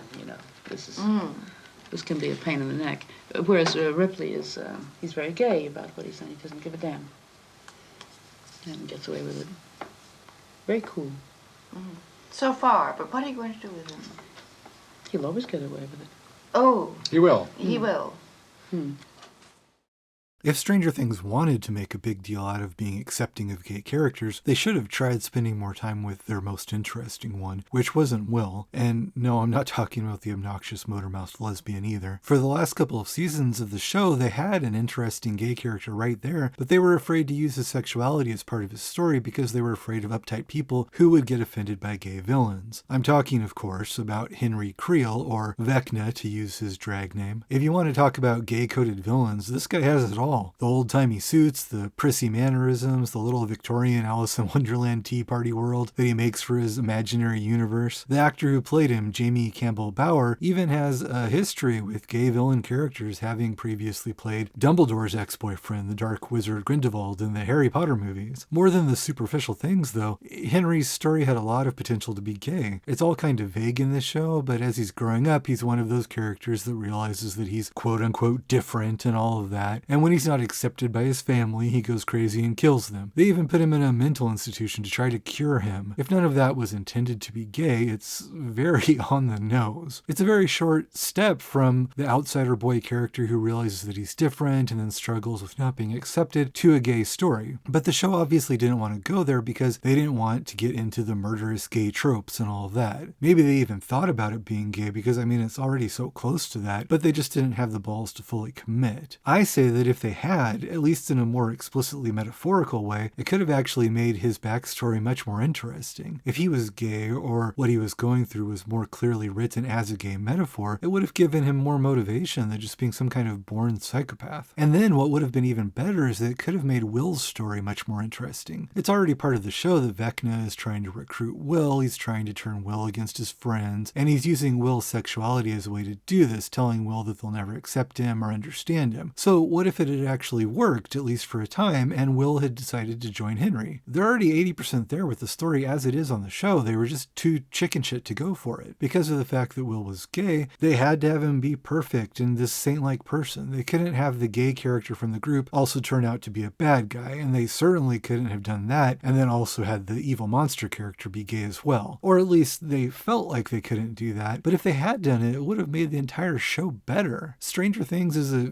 shitty show for many reasons, but one of the most baffling missteps in the show is that it's supposed to be a show about this lovable band of friends who are standing together against the world, etc., etc. Except for some reason, the show always splits up that group of friends, and they hardly have any screen time together. They introduce a million extraneous side characters and subplots and stupid redundant fetch quests, and the core group of characters who are supposed to be inseparable best friends barely even sees each other throughout the show. After the first episode, how many scenes are there of the core group together in the same place for more than a couple scenes? There's almost none when you think about it. I don't think the writers are really good enough to realize that this is what they're doing, so they still think that they're writing a show about friendship, but that's not actually what makes it to the screen. Will spends the first season trapped in some kind of interdimensional hellscape, being chased by monsters and throat raped by tentacle demons, and then when he comes back, very obviously traumatized, rather than taking care of him, his shitty little friends won't even play D&D with him when he puts a bunch of work into creating a campaign for them. You could say that as because it was rich, and the writers thought that they were being clever by manufacturing drama and conflict within the group, and they probably even thought they were saying something interesting about how kids can grow apart when they grow up and change. I mean, that might have been the intention, but what actually ends up on screen is that Will goes through this horrible ordeal, and his friends turn out to be little shits that don't care about him. If the writers had been more aware of how this comes off in the show and had been doing it deliberately, this could have been the perfect setup for Will to decide, hey, these assholes don't really care about me, and over here, Henry understands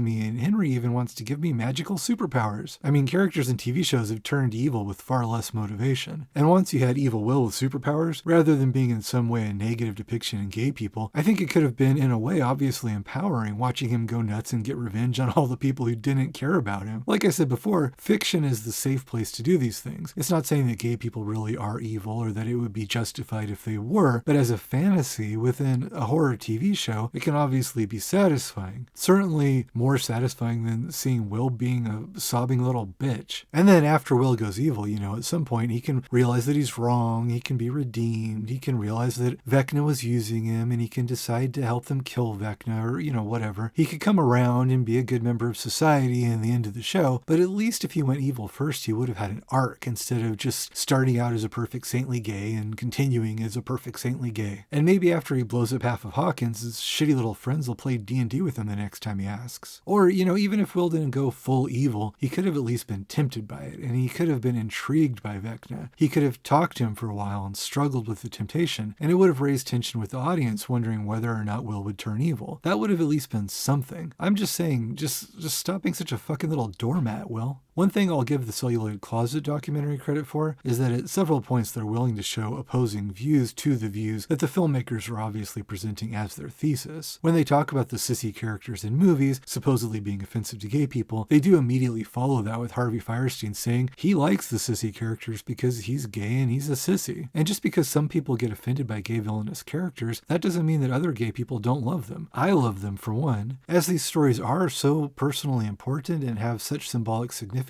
for many gay people, and also because they've been such an important part of the history of gay art, that's why it's so especially galling to me when a subgroup of busybody gays presumes to speak for the rest of us and say that these kind of things are offensive and that they shouldn't be made. I think it's an important thing to remember that gay people aren't a monolith. We don't all speak with one mind. Just because one gay person somewhere decides to get on his internet soapbox to whine about some gay character that he didn't like, just because somebody is offended by something, that doesn't make him right. When people tell you that they're offended by something, we should normalize telling them, fuck off, we don't care. When they're offended by something, why do they need to announce it to everybody else? If you're offended by something, then don't watch it. Problem solved. The idea that if you're offended by something, that means that nobody else should watch it either, that's not just stupid, that's actually dangerous. It's the wedge issue that normalizes all other kinds of censorship. Whatever happened to the idea that I might not like what you say, but I'll defend to the death your right to say it? You make your choices about what you want to watch, and I'll make mine. And I'll be choosing to watch some fucked up, problematic gay movies. Have faith in your own bad taste. Life-affirming movies can be such a drag. Get more out of life. See a fucked up movie. I don't, and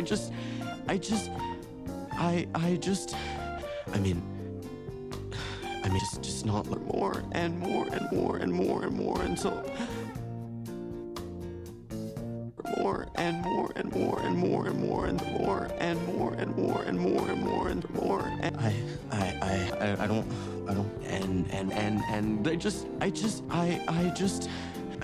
and we like milk duds in our popcorn with extra butter and